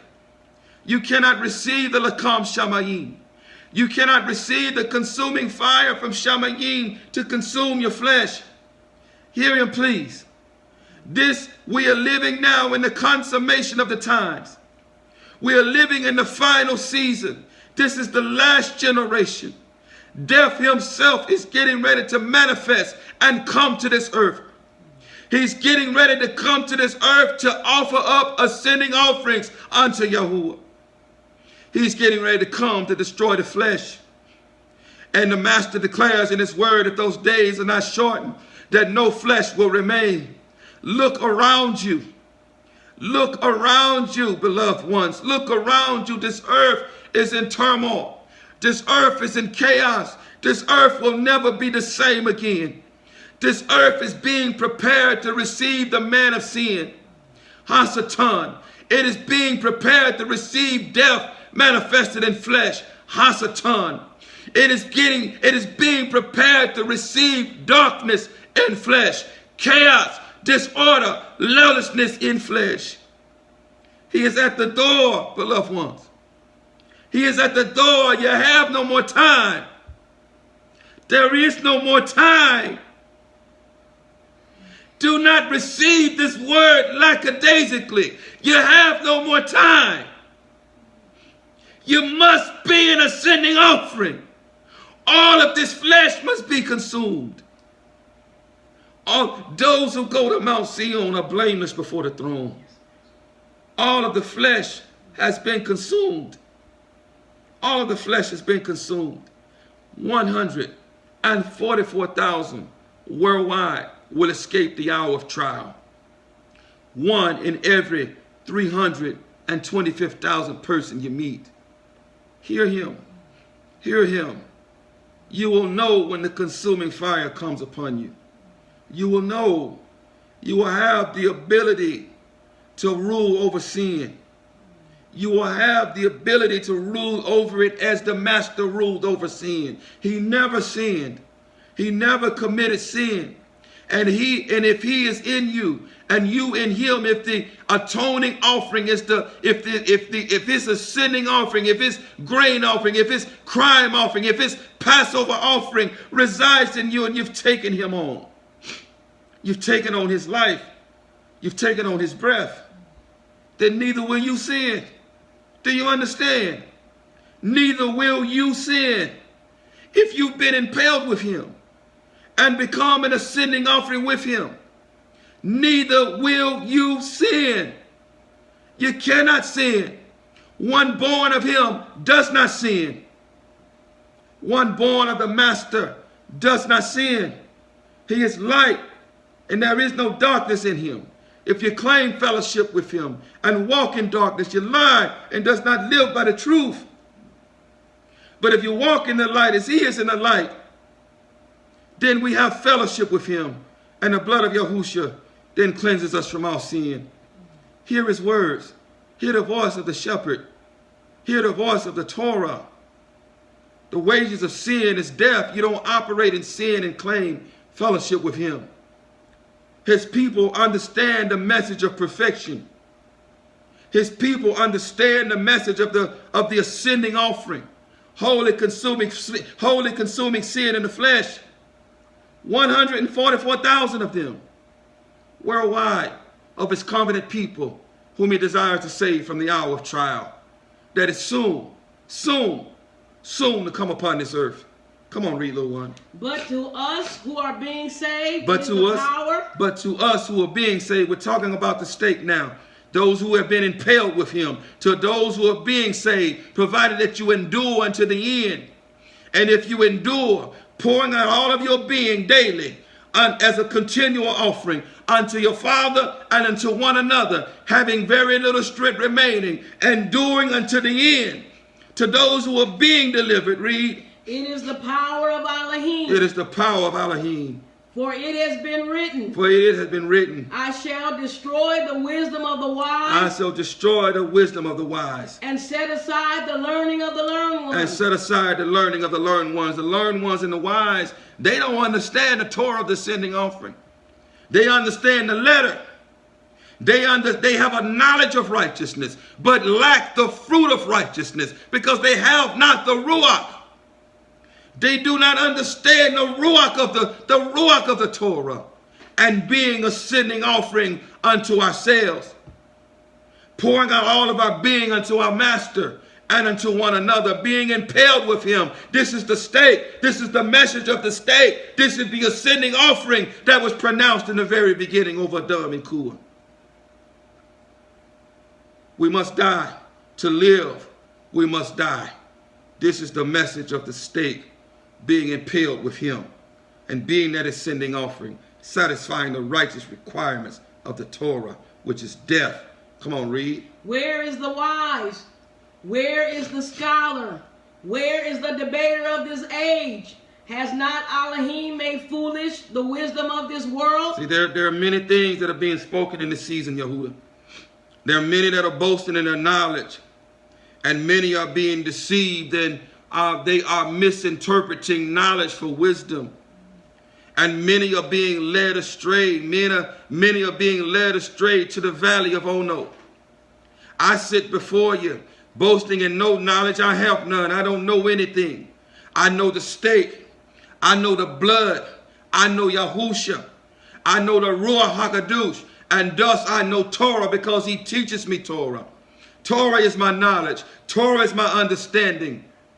Torah is Yahuwah. Torah is Yahusha. Who is my knowledge? Who is my understanding? I have no knowledge or understanding of my own. I make no boastful claims. I get no knowledge from books. Many are being led astray in this season. 7+ billion people are being led astray in this season who do not understand the importance of the stake, of lifting up the stake, of lifting up Yahusha, so that all men will be drawn unto him.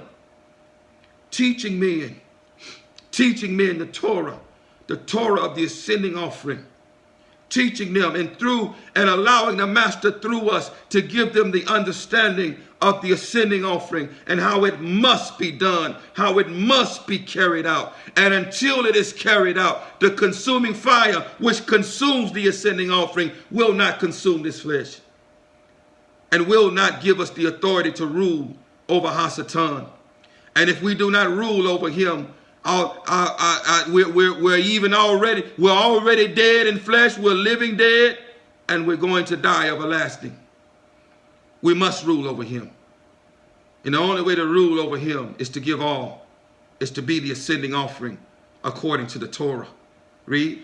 For since in the wisdom of Elohim, the world through wisdom did not know Elohim, it pleased Elohim through the foolishness of preaching to save those who believe. And since Yahudim ask a sign and Greeks seek wisdom, yet we proclaim Mashiach, impelled to the Yahudim, a stumbling block, and to the Greeks foolishness. But to those who are called, both Yahudim and Greeks, both Yahudim and Gentile. Read. Mashiach, the power of Elohim. Mashiach, the power of Elohim. And the wisdom of Elohim. And the wisdom, the knowledge, the chokmah, the understanding of Elohim. It is he who is the Ruach HaKadosh, who gives us knowledge and who gives us understanding and who teaches us the Torah of the ascending offering. This is what this is all about. The Torah of the ascending offering. Come on, read. For the foolishness of Elohim is wiser than men. For the foolishness of Elohim is wiser than men. And the weakness of Elohim is stronger than men. And the weakness of Elohim is stronger than men. For look at your calling, brothers. For look at your calling. That there were not many wise according to the flesh. That there were not many wise according to the flesh. I am one of them. Read. Not many mighty, not many noble. Not many mighty, not many noble. I am one of them. But Elohim has chosen the foolish matters of the world. Yes. To put to shame the wise. To put to shame the wise. And Elohim has chosen the weak of the world. And Elohim has chosen the weak of the world. To put to shame the strong. To put to shame the strong. And Elohim has chosen the lowborn of the world. And Elohim has chosen the lowborn of the world and the what? And the despised. And the despised. I am one of them. Read. And the ones that are not. And the ones that are not, I am one of them. That he might bring to naught the ones that are. That he might bring to naught the ones that are. I make no boastful claim in knowledge. I proclaim the Mashiach. In him there is life alone. In him there is understanding of the Torah. The understanding of the ascending offering.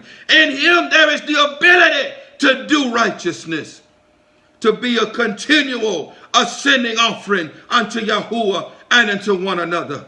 Read. So that no flesh should boast in his presence. So that no flesh should boast in his presence. It is the spirit that gives life. The flesh profits nothing. Come on, read. And of him you are in Mashiach Yahusha, who became for us wisdom from Elohim, righteousness also, Ruach Yahuwah, read. And set apartness, yes, and redemption. The Ruach HaKadosh, the consuming fire, who satisfies the righteous requirements of the Torah, which is death. Yes, he died for us, but we must die with him to satisfy the righteous requirements of the Torah. Obedience. Obedience. The requirement of the Torah is that we obey, even down to becoming an ascending offering with him. receiving the consuming fire to wholly consume the wicked flesh in us, in which the ascending offering represents the whole consummation of the flesh, the whole consummation of sin. Come on. That as it has been written, he who boasts, let him boast in Yahuwah. That's it. Ruach Yahuwah. Thank you, Master. Thank you, Master. Ruach Yahuwah. Ruach Yahuwah. Thank you, Master, for your understanding. Ruach Yahuwah. Ruach Yahuwah. Come on, little one. Give us another precept. 2 Timothy. Let's go to the next one.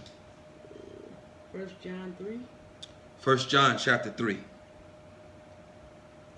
Yahuwah Alaf chapter 3. 1 John chapter 3, and we're almost done. 1 John, Yahuwah Alaf chapter 3. 1 John, Yahuwah Alaf chapter 3. 1 John chapter 3, Yahuwah Alaf chapter 3. Beginning at verse 1. Read, little one.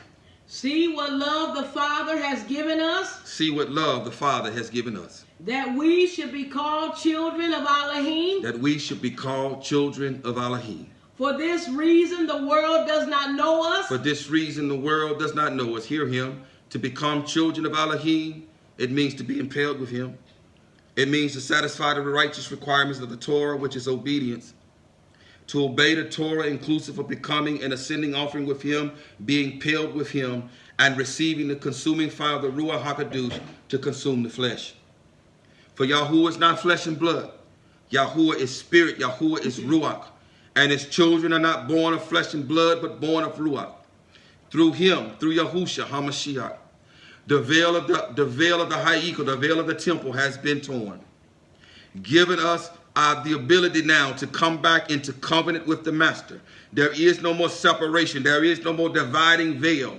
We can now come back into the presence of Yahuwah. As Adam was in the presence of Yahuwah, we can now, there can be now a reset.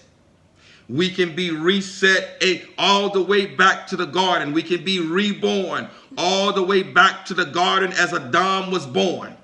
Not of flesh, not of blood, nor of the desire of man, but of Elohim.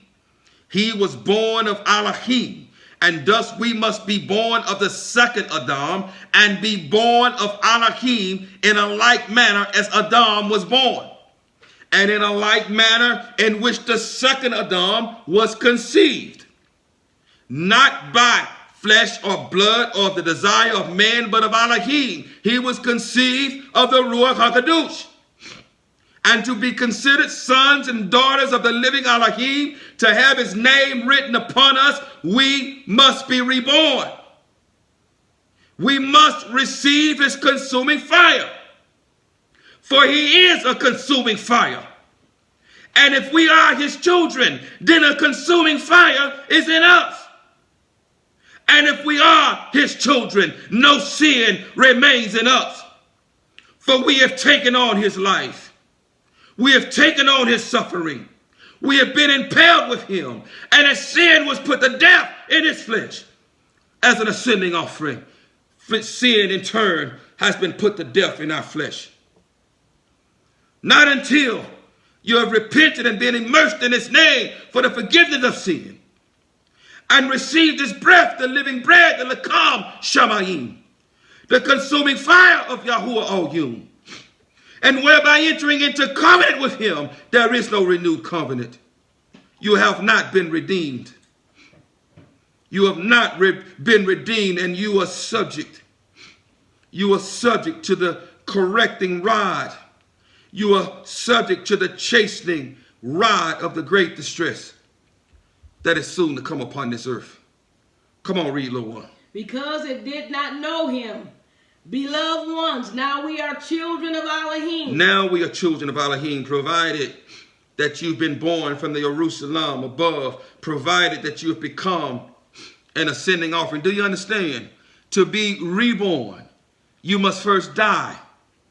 The rebirth is a resurrection. To live, we must first die. So unless you have died to sin with the Mashiach and been buried with him and resurrected via his breath, via the Ruach HaKadosh, and have become an ascending offering according to the Torah, you are not his. You are not his. You are not his. You still belong to the devil. The curse that was pronounced over mankind due to Adam and Kuah is still upon your head. I know we read about the curses of Deuteronomy 28. We read that had our ancestors simply operated in the Torah, within the framework of Yahshua is the blueprint for the reconciliation of all mankind to be reconciled back to Yahuwah, because this is about the reconciliation of man, of Adam and Kuah, male and female. He created them. But this true curse, hear him, the true curse, the original curse pronounced over man, over mankind, even with our ancestors operating in the Torah and with the animal sacrifices, there was still a curse of death upon them. That was still a curse of death upon them. And if you don't die in accordance with the Torah, that we must die and be reborn, resurrected via the Ruach HaKadosh, you are still cursed. You're still cursed. You're still a dead man, dead woman. You're still a dead, stinking, swollen thing. And you have no life in you. Come on, read. And it has not yet been revealed what we shall be. Yeah. But we know that when he is revealed, we shall be like him. When Yahuwah is revealed, as we're being taken from esteem to esteem, we're to look like the Mashiach now, his life on earth, and we're to look like him at his return. And we're to look like Yahuwah at the consummation of all things, when all flesh has been destroyed, and we have been remade a house, being built up a house, a spiritual house made suitable to house Yahuwah in fullness. When we look like him at the conclusion of 7,000 years, at the last great day, when we see him as he is. And the reason we're going to see him as he is because we're going to be like him. And everyone having this expectation, now cleanses himself from all sin, dies to sin via the ascending offering and the indwelling of the consuming fire of YAHUAH'S. Come on. For we shall see him as he is. And everyone having this expectation in him cleanses himself as he is clean. Everyone doing sin also does lawlessness. Everyone doing sin does torahlessness. Read. And sin is lawlessness. And sin is torahlessness. Read. And you know that he was manifested to take away our sins. And you know he was manifested to take away our sin. He put to death sin in the flesh. And so if you are in him and you, then sin has in turn been put to death in you. Read. And in him there is no sin. And in him is no sin. If he is in you and you are in him, there is no sin in you, because the consuming fire of YAHUAH'S has consumed the sin in your flesh. It has been wholly consumed because you have become an ascending offering. Read. Everyone staying in him does not sin. Hey, wait a minute. Everyone what? Staying in him. Everyone staying in him does not sin. I told you these are not my words. Everyone staying in him and you do not sin. This is not a Christian message. This is not a Elohim knows my heart message. This is not an Elohim knows I'm imperfect message. This message is for his remnant.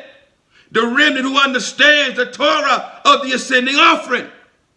If you become an ascending offering, then sin has been wholly consumed in you. And you do not sin. You do not sin. And thus those who will go to Mount Zion are blameless, perfect, without defect, with no falsehood found in them. Come on, read. Everyone sinning has neither seen him nor known him. Everyone committing sin has never seen him or known him. Hear him, hear him. Here's another Hebrew idiom. nor known him. What does he mean? As Adam knew Kua, and she conceived and bore Cain. Matthew chapter 7, beginning around verse 21. In that time, there's coming a time when many will declare, Master, Master, have I not prophesied in your name, cast out devils in your name, and performed many miracles in your name? And he says there, I will reply to them, depart from me, I never knew you, you who work lawlessness. We're talking here about a Hebrew idiom, as a man knows a woman, him knowing us by entering us, by us partaking of his flesh and drinking of his blood, and him entering us as a man enters a woman, whereby entering into covenant with us, whereby having his consuming fire consume the flesh. If he is in us, who knew no sin, who knows no sin, who did not sin, if he is in us, then we too do not sin. If you've been truly born of Elohim, you do not sin. You do not sin. It is impossible. Come on, read. Little children, let no one lead you astray. Let no one lead you astray, little children. Read. The one doing righteousness. The one doing righteousness is righteous. Is righteous. Even as he is righteous. Even as he is righteous. This is Torah, obedience to Torah, inclusive of being that continual ascending offering as the Torah commands. Read. The one doing sin is of the devil. The one doing sin is of the devil. Because the devil has sinned from the beginning. Because the devil has sinned from the very beginning. If you are sinning, you are still in your flesh. And the flesh belongs to the devil. It belongs to him. It is his. It was sold to Adam. It belongs to him.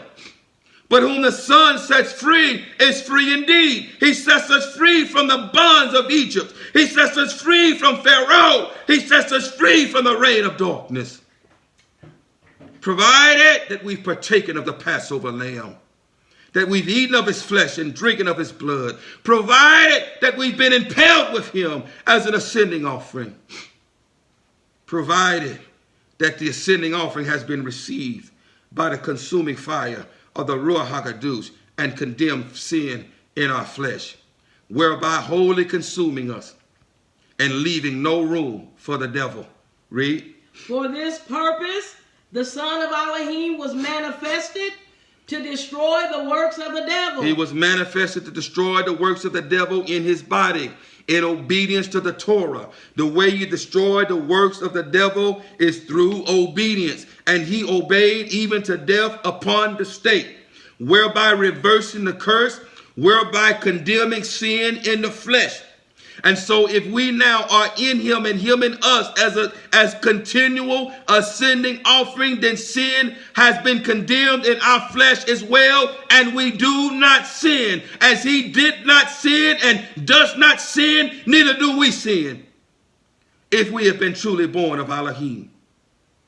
And if we have been truly born of Elohim, having the seal of the living Elohim, having his name written upon our foreheads, he has promised to keep us from the hour of trial. We will have very little strength left because we're pouring out everything that we have unto him and unto one another. But having very little strength and power left, he has promised, because we've guarded his word of endurance, having very little strength left and having not denied his name. See, I'm coming to save you from the hour of trial that is coming to try all the earth. 144,000 worldwide in this season. Across this flat plain earth, 1 in every 325,000 person upon this earth. Come on, read. Everyone having been born of Elohim does not sin. Everyone being born of Elohim does not sin. Read. Because his seed stays in him. Because his seed stays in him. And he is powerless to sin. And he is powerless to sin. You can stop there. And he is powerless to sin, because his seed stays in him. Now you can look at this in a number of ways. Indeed, we are dirt. We were taken from the dirt, and to dirt we shall return. And as a seed was planted in the dirt in the very beginning, as the breath of life was breathed into Adam, that was a seed. A seed is being planted into 144,000 worldwide in this season. But we also look to see in this way. The Hebrew word for seed is nun. It's nun. Nun is another word for son. I'm sorry, bond is son, but the understanding is that nun represents male children, because the inheritance passes to sons, and in particular the firstborn son. So the Hebrew word nun, or letter nun rather, it means inheritance. It means it means heir. It means inheritance, and it means seed. It means seed. The son is the seed that carries the inheritance, and without him there is no inheritance. There is no inheritance of everlasting life. Thus, once more, if the seed, if the son, if the Ruach, if Yahushua HaMashiach remains in us, as he did not sin, as he could not sin, as he does not sin, if you've been truly born of him and his seed is in you, the Ruach HaKadosh, the son, the inheritance, the heir, the consuming fire of Yahuwah all-you. If he remains in you, if he remains in us, and we do not sin. No one born of him, truly born of him, commits sin. No one truly, this is an urgent message. This is urgent. This is urgent. No one born of him commits sin. No one truly born of him commits sin. Now please understand the correlation. The ones going to Mount Zion in Revelation 14 are perfect. No falsehood, no guile, no imperfection is found in them. They are blameless, perfect before the Lamb and before the throne.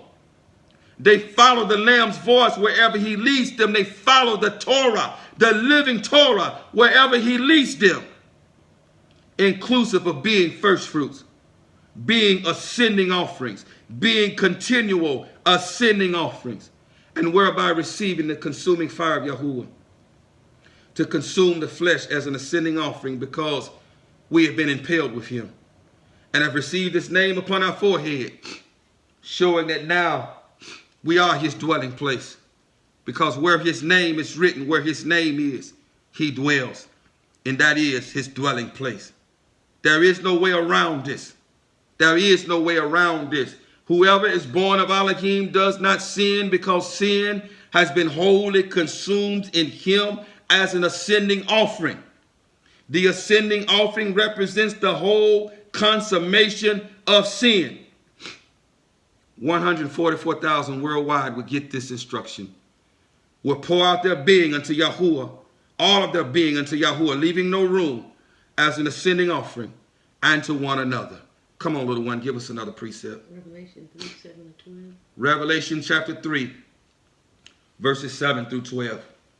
Revelation chapter 3, verses 7 through 12. We're almost done. Revelation Kazum chapter 3, verses 7 through 12.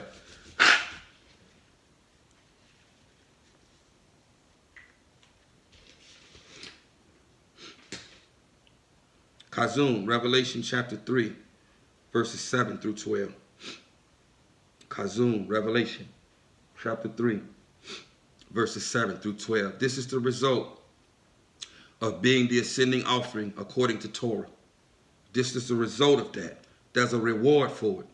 As Yahushua is our forerunner, he is our example, he is the author and the finisher of our belief. And because he walked as a continual ascending offering and offered himself as a continual offering, there was a reward. It says there in Philippians chapter 2 that he was highly exalted. He was highly exalted, and that everything was placed underneath his feet. Do you understand the context that he is Yahuwah in flesh and everything is already underneath his feet? Do you understand that this is Psalms 8 being restored?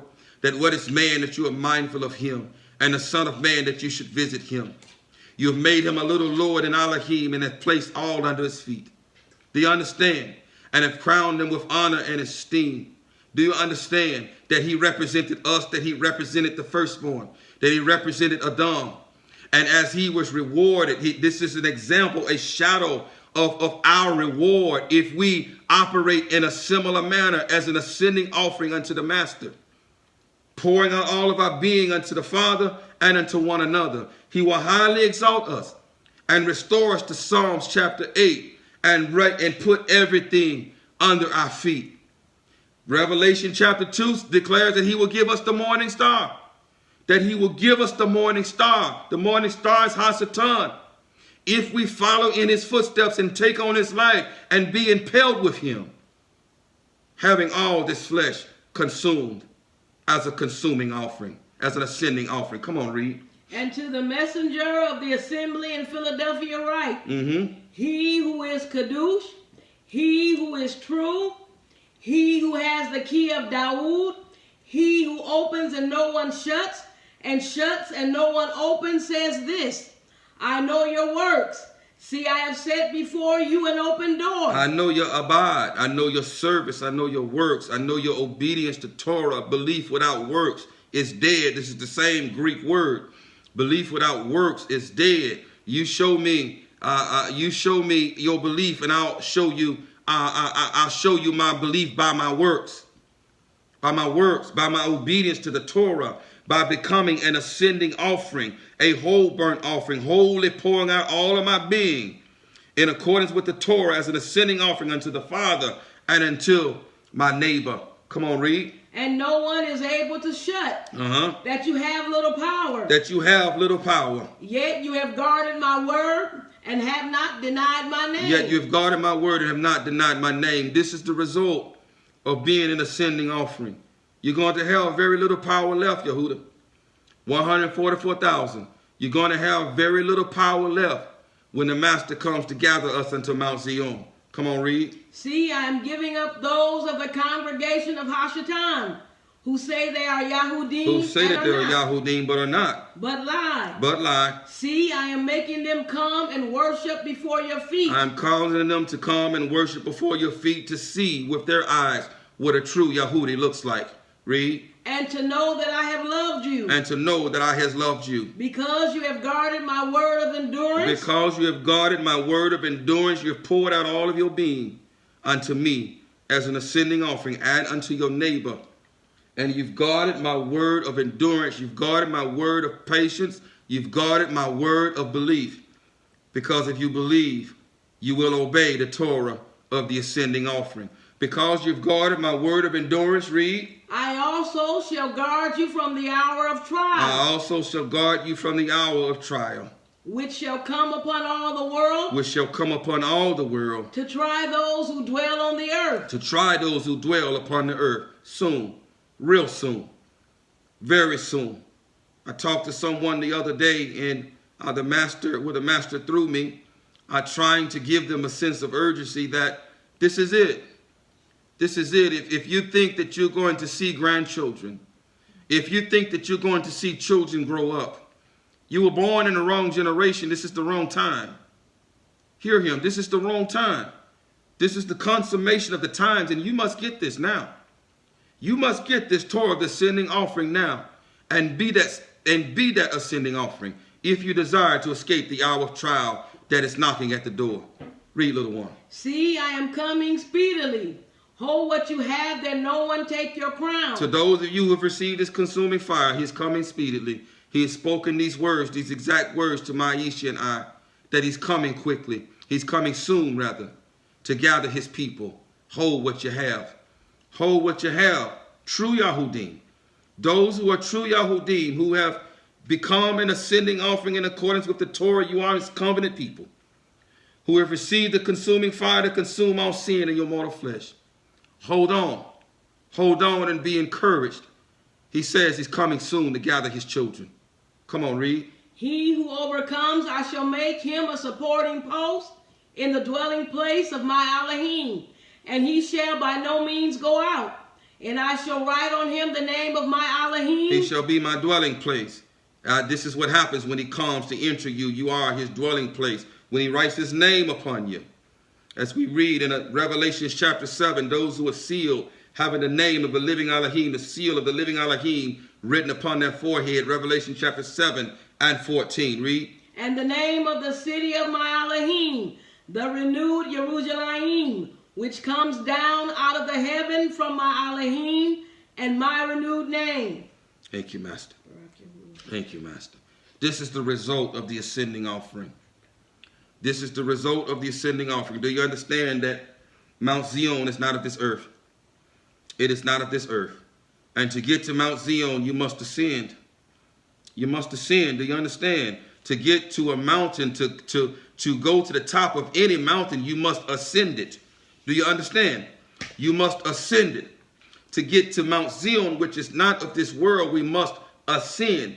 And to ascend as a sweet smelling smoke in its nostrils, you must be an ascending offering. And if you are that ascending offering, there will be a reward. You're going to have very little strength and very little power left when he comes. But there will be a reward. There will be a reward if you hold what you have. If you hear his words and you follow his words wherever he leads you, be following the Lamb's voice wherever he leads you, following the voice of the Torah wherever he leads you, conforming to the Torah and the commands of the Torah to be that ascending offering. He's coming soon to gather us, to clothe us in bright garments, to give us his bright nature, and to give us a song that no one else can sing. We're almost done here. Give us another precept, little one. Matthew 5, verse 6. Matthew 5, verse 6. Matthew 5, verse 6. Now we know this is all about the ascending offering, the whole consummation of sin. And we know to become that ascending offering that we must first repent from sin. We must first repent from all unrighteousness and everything that is unclean in the sight of the Master. We must be immersed, what the Christian church calls baptized, in the name of Yahushua for the forgiveness of sin. And the only way to be forgiven of sin is to die. And we indeed are impaled with him. We are immersed into his death when we are immersed in his righteous Kadosh name. We are buried with him as well. And we are resurrected with him as renewed beings to the newness of life. Afterwards, after a renewed being has been resurrected, and the only way for that renewed being to be resurrected is via renewed life being poured into him, renewed breath being poured into him, renewed blood, renewed wine poured into a renewed wineskin. This is the only way to resurrect something dead from the dead, is to pour life into it. And the life is the Ruach HaKadosh.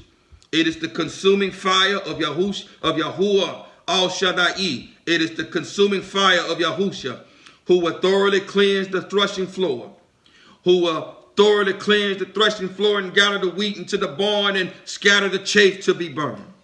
It is this consuming fire that will consume and accept the ascending offering and consume all sin in the flesh, giving us the ability now to walk as Mashiach, to walk sinless and blameless upright before men and before Elohim, being continual, always, constantly being ascending offerings, pouring out all of our being into Yahuwah and into one another.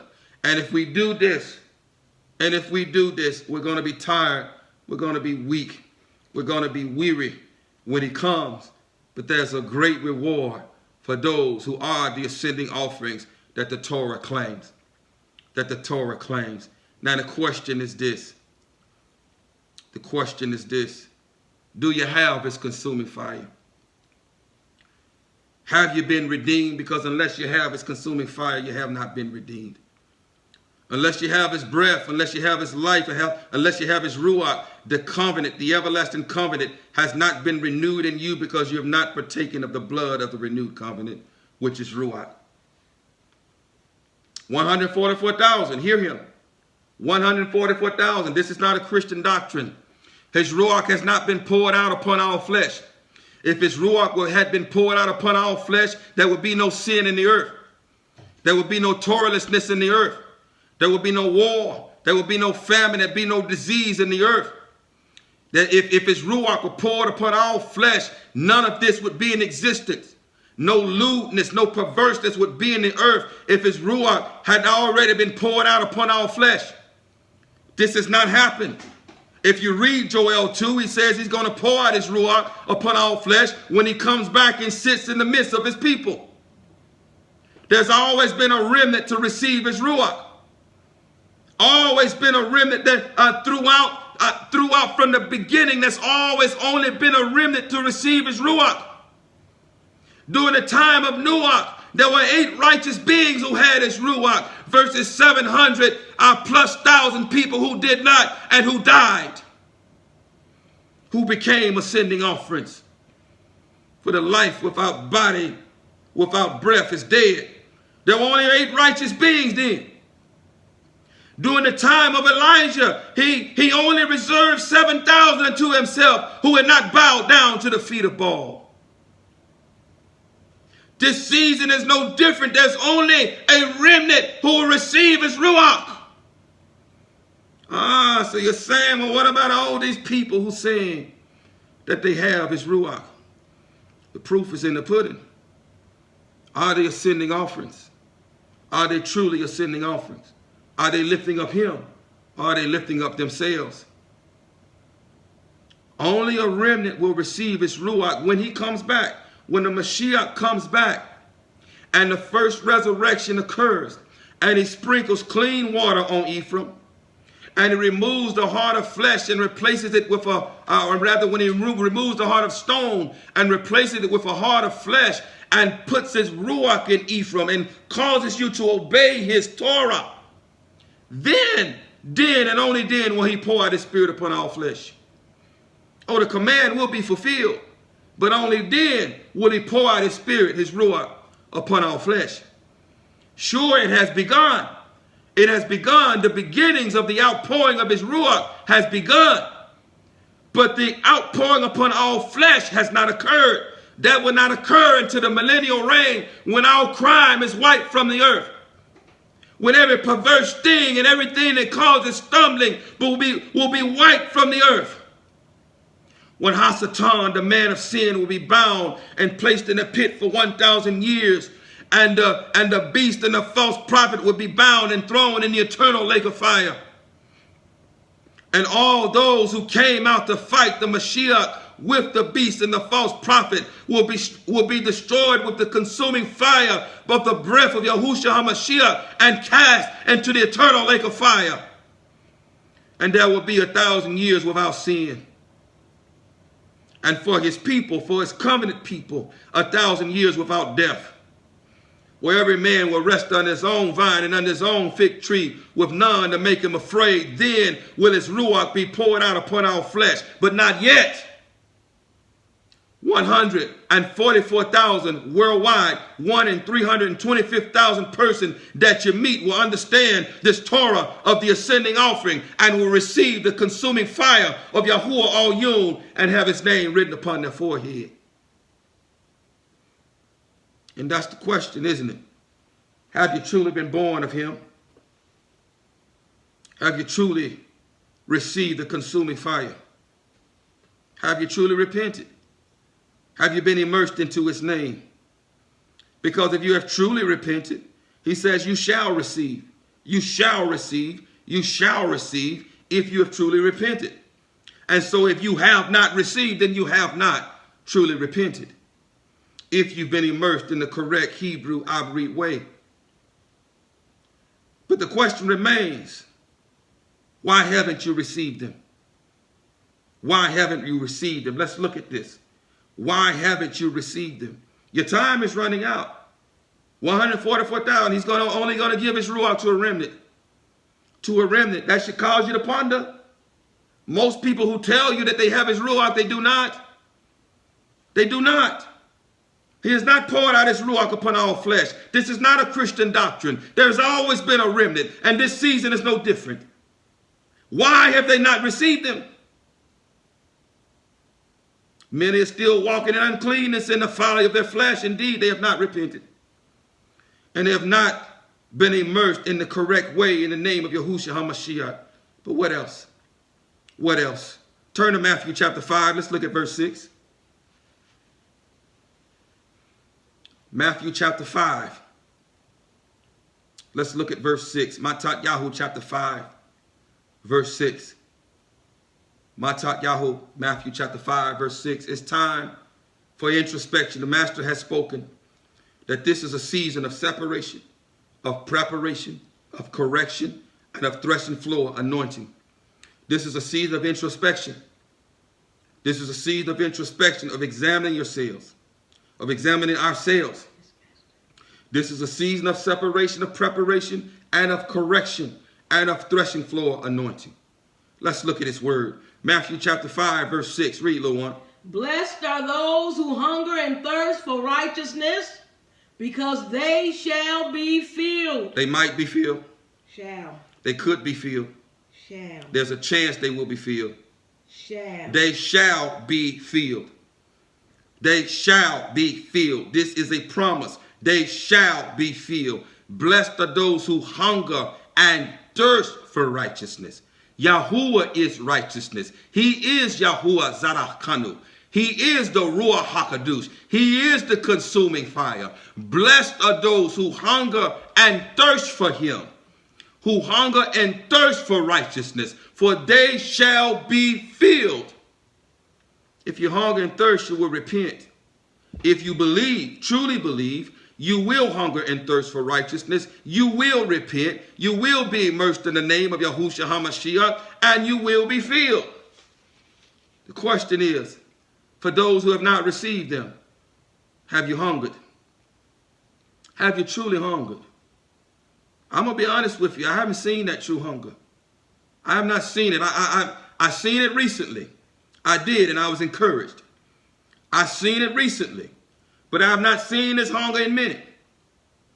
I have not seen this hunger. What does he want us to hunger for? We're going back to the Torah now. We're going back to the Torah. He wants you to hunger for that bread, for the living bread, for the bread that is upon the altar. He wants you to hunger for the Lakam Shamayim.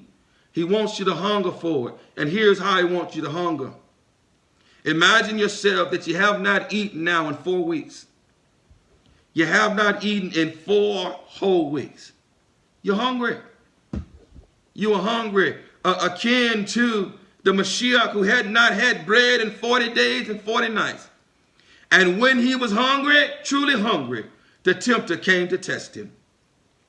But imagine yourself after 4 weeks having not eaten bread and you are very hungry. You after 4 weeks, you're going to bread for bread. You will beg for it. Yes, you will. Yes, you will. You will beg for it. You will beg for it with everything you have. You will beg for it because if you don't get it, you're going to die. And if you do not have the bread of life, you're dead already. You're going to die. And so you must beg as though if you don't get it, you're going to die because you are. Indeed, you're already dead. As a hungry man that has not had bread in 4 weeks. He also says here now, thirst. So imagine yourself not having water for 3 weeks. And this is according to the experts. Yahushua went without water 40 days and 40 nights. So did Masha, so did Elijah. But according to the experts, after 3 weeks and maybe 2 weeks, you'll die. You can't live without water that long. But imagine that you've gone without water for 3 weeks and now you're thirsty. You'll beg for water. Yes, you will, because if you don't get water, you're going to die. You're going to die. If you don't get water, you're going to die and you're going to beg for water to save your life. Yes, you are. Have you begged for the living water? Because if you do not beg for the living water, you're going to die. Indeed, you're already dead. You're already dead.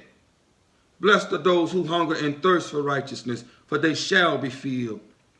But now I pray you got a better understanding of the type of hunger that you're going to need. 144,000 worldwide are going to have this type of hunger, and are going to be Torahs unto themselves, and are going to be ascending offerings unto themselves, pouring out everything they have unto the Master, all that they have unto him as an ascending offering and unto their neighbor. Give us another precept, little one. Acts 2, verse 38. Acts chapter 2, verse 38. Just write this down. You don't have to turn. We're almost done. Acts chapter 2, verse 38. Acts chapter 2, verse 38. Read, little one. And Kepha said to them, repent, and let each one of you be immersed in the name of Yahushua Mashiach. Repent and let each one of you be immersed in the name of Yahushua HaMashiach. For the forgiveness of sins. For the forgiveness of sin. And you shall receive the gift of the Kadosh Ruach. You might. You shall. You can. You shall. There's a possibility. You shall. There's a chance. You shall. You shall receive the gift of the Ruach HaKadosh. Read the consuming fire of Yahuwah Oyun. Read. For the promise is to you and to your children. For the promise is to you and to your children. And to all who are far off. And to all who are far off. As many as Yahuwah our Elohim shall call. For as many as Yahuwah our Elohim shall call. So if you have truly repented from sin, and if you have been immersed, truly immersed in the proper way, in the name of Yahushua HaMashiach, why don't you have his Ruach? He said you shall.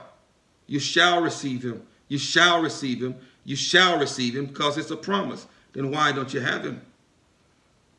Why don't you have him? Have you hungered? Even if you've repented and you've been immersed in his name, did you hunger and you thirst? Like a man without food for 3 weeks and a man without water for 3 weeks, did you hunger and thirst for that living bread, for the bread from Shamayim, for the living water from Shamayim? Have you hungered and thirsted? Truly, hungered and thirsted. Because if you had, you'd receive the Ruach HaKadosh. Only 144,000 of remnant hear him, are going to understand these words and understand the Torah of the ascending offering. Come on, little one, give us another precept. Luke 11:5-13. Luke 11. Luke 11. Lucas 11. Luke 11. Lucas 11, verses 5-13. Lucas 11, verses 5-13. Lucas 11, verses 5-13. Beginning at verse 5. Read, little one. And he said to them, which of you shall have a friend and go to him at midnight? Which of you shall have a friend and go to him at midnight? Read. And say to him, friend, lend me 3 loaves. Lend me 3 loaves of bread. Do you understand the context? We're talking about the Lakam Shamayim. The Lakam Shamayim, the living bread that comes down from Shamayim. Lend me 3 loaves of bread, friend. Read. Since a friend of mine has come to me on his journey, and I do not have food to set before him. And I do not have food to set before him. I'm desperate. I'm desperate, friend. I'm coming to you at midnight. I'm desperate. I'm on the threshing floor at midnight, friend. I'm desperate for this living bread. I'm hungry. I'm thirsty for this living bread, and I need you to loan me 3 loaves, friend. Come on. Then the one inside answering says, do not trouble me. The door is already locked, and my children with me are in bed. I am unable to get up and give to you. I say to you, if he does not get up and give to him because he is his friend, he shall get up and give him as many as he needs because of his persistence. He shall give him as much bread as he needs because of his persistence. Understand again the context. The bread in the wilderness, they took it in accordance to their households, in accordance to omers, in accordance to their households, some more, some less, in accordance to their household. The master is saying unto you, Yahudah, you can partake of as much of this living bread as you can handle. There is no limitations of the partaking of this living bread if you are persistent, if you have the prerequisites, if you come correctly as an ascending offering in accordance with the Torah. There is no limit of how much of this bread that you can have. There is no limit of how much of this oil that I will pour into your cup. He says, indeed, it would overflow. It will overflow if you're hungry and you're thirsty, if you're persistent. If you're persistent, if you're desperate, like your life depends on it. If you don't get no bread after 4 weeks, your body gonna die. If you don't get any water after 3 weeks, you're gonna die of thirst. I've got to get this bread. I've got to get this water, or I'm gonna die. I'm gonna be left to the hour of trial, and I'm going to die. I'm not going to Mount Zion. Examine yourselves. Why don't I have this bread? Why don't I have this water? Have you been persistent? Are you begging? He will only come where he's wanted. He will only come when there is a desperation. He will only come when there's a lovely committed one. He will only come when the righteous requirements of the Torah has taken place, where there has been an ascending offering. 144,000 worldwide, that's all. That's all. Many believe they have his Ruach. They do not. They do not. His words are 144,000 sealed of the house of Yahuwah, who will be saved from the hour of trial. Come on, little one, give us another precept. Keep reading, I'm sorry. Okay. Keep reading. And I say to you, ask, and it shall be given to you. Ask, and it shall be given unto you. Seek, and you shall find. Seek, and you shall find. Knock, and it shall be open to you. Knock, and it shall be open unto you, persistently, hungrily, with a desperation, having satisfied the righteous requirements of the Torah. Keep seeking desperately and hungrily and thirsting, or he won't come. Read.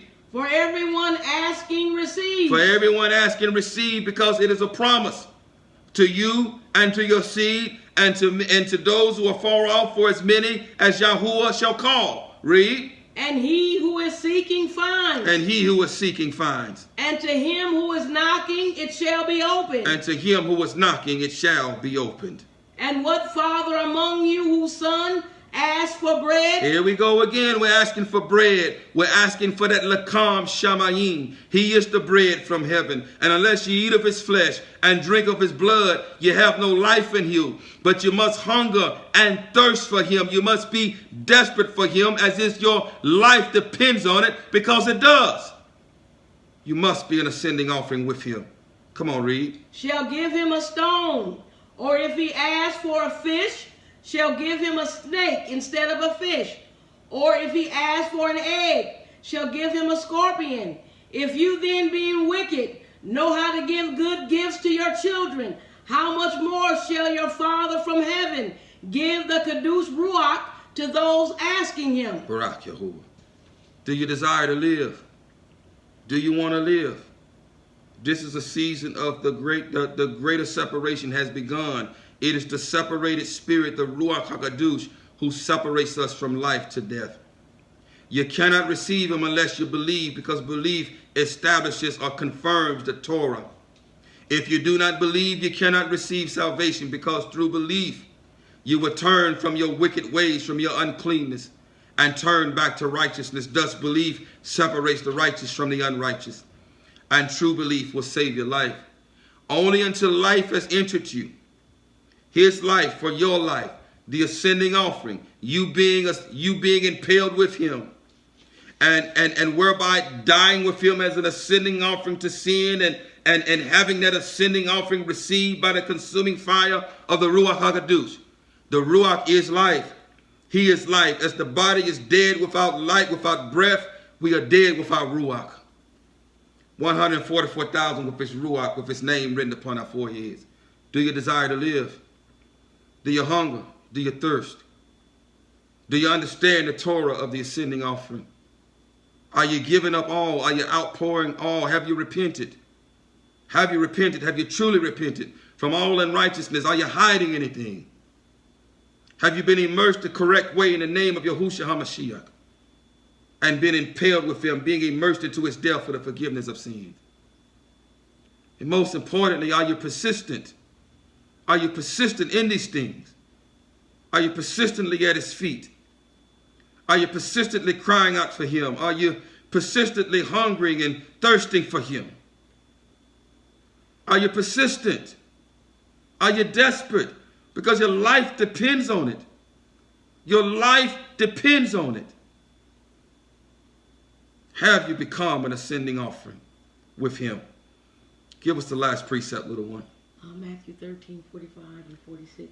Matthew chapter 13, verse 45 and 46. Matthew chapter 13, verses 45 and 46. Matthew chapter 13, verses 45 and 46. Beginning at verse 45, read, little one. Again, the reign of the heavens is like a man, a merchant, seeking fine pearls, who when he found one pearl of great price, went and sold all that he had and bought it. Barak Yahuwah. What is life worth to you, Yahuwah? What is life worth to you? Not only escaping the hour of trial, but life everlasting. What is it worth to you, Yahuwah? Is it worth this man, as the reign of Elohim is described as a fine pearl found in the field, and when found, the one found it, who found and went and sold everything he had to obtain it. The one who found it went and gave up all, in other words, because unless we give up all, we cannot be as taught ones. Unless we become that ascending offering and allow him to wholly consume sin in this flesh, we cannot be as taught ones. Unless we totally turn from unrighteousness, because no one born of Elohim commits sin. Totally repenting, totally returning, turning from wickedness and uncleanness, and repenting and being immersed in his Kadosh name. Being impaled with him. Being impaled with him as an ascending offering, whereby satisfying the righteous requirement of the Torah, giving up all, selling all, giving up all, counting up the cost, selling all, pouring out all as an ascending offering unto him and to our neighbor, selling all, giving up all to purchase that righteous pearl, resurrecting to the newness of life, having a consuming fire into you, to wholly consume the flesh, the sin in the flesh, and which the Torah commands. What is it worth to you, Yahuwah? What is it worth to you? What is life worth to you? What will a man give for his life? What would a woman give for her life? He's trying to save your life. Do you hear him? He's trying to save your life and keep you from the hour of trial. But you must follow the voice of the shepherd. You must follow the Torah. You must be that ascending offering. You must pour out all unto him, continually, constantly, always, and unto your neighbor. This is love. This is what it means to love Yahuwah with all your heart, mind, and strength. This is what it means to love your neighbor as yourself. Love conquers all. Love will conquer the adversary. Love will compel us to do righteousness. Love will give us the power to rule over sin, to rule over him who is crouching at the door. That's the question. What is life worth to you? What is Mount Zion worth to you?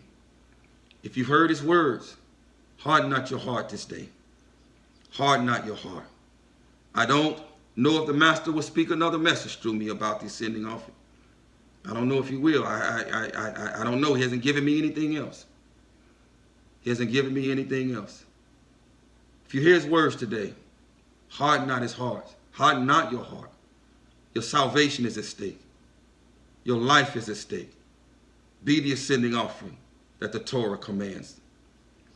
Thank you, Master, for your words. For your word is life. Your word is everlasting life. Your word is firmly established in the heavens. Your word cannot return void. We thank you for the understanding of the ascending offering. I pray that your people have heard. I pray that these words of life, this seed of life, the Son, the seed of life, was not cast by the wayside, so that Hasatan, the devil, could not come and immediately snatch it away. Those who do not have your Ruach, they're in danger of this. It is my prayer that this word has not been thrown on shallow soil, that some of them have heard this word and received it with gladness, but because they had no root in you, because they had no understanding, because they too had not the Ruach HaKadosh, when that seed sprouted, the sun shone upon it, and it withered and died.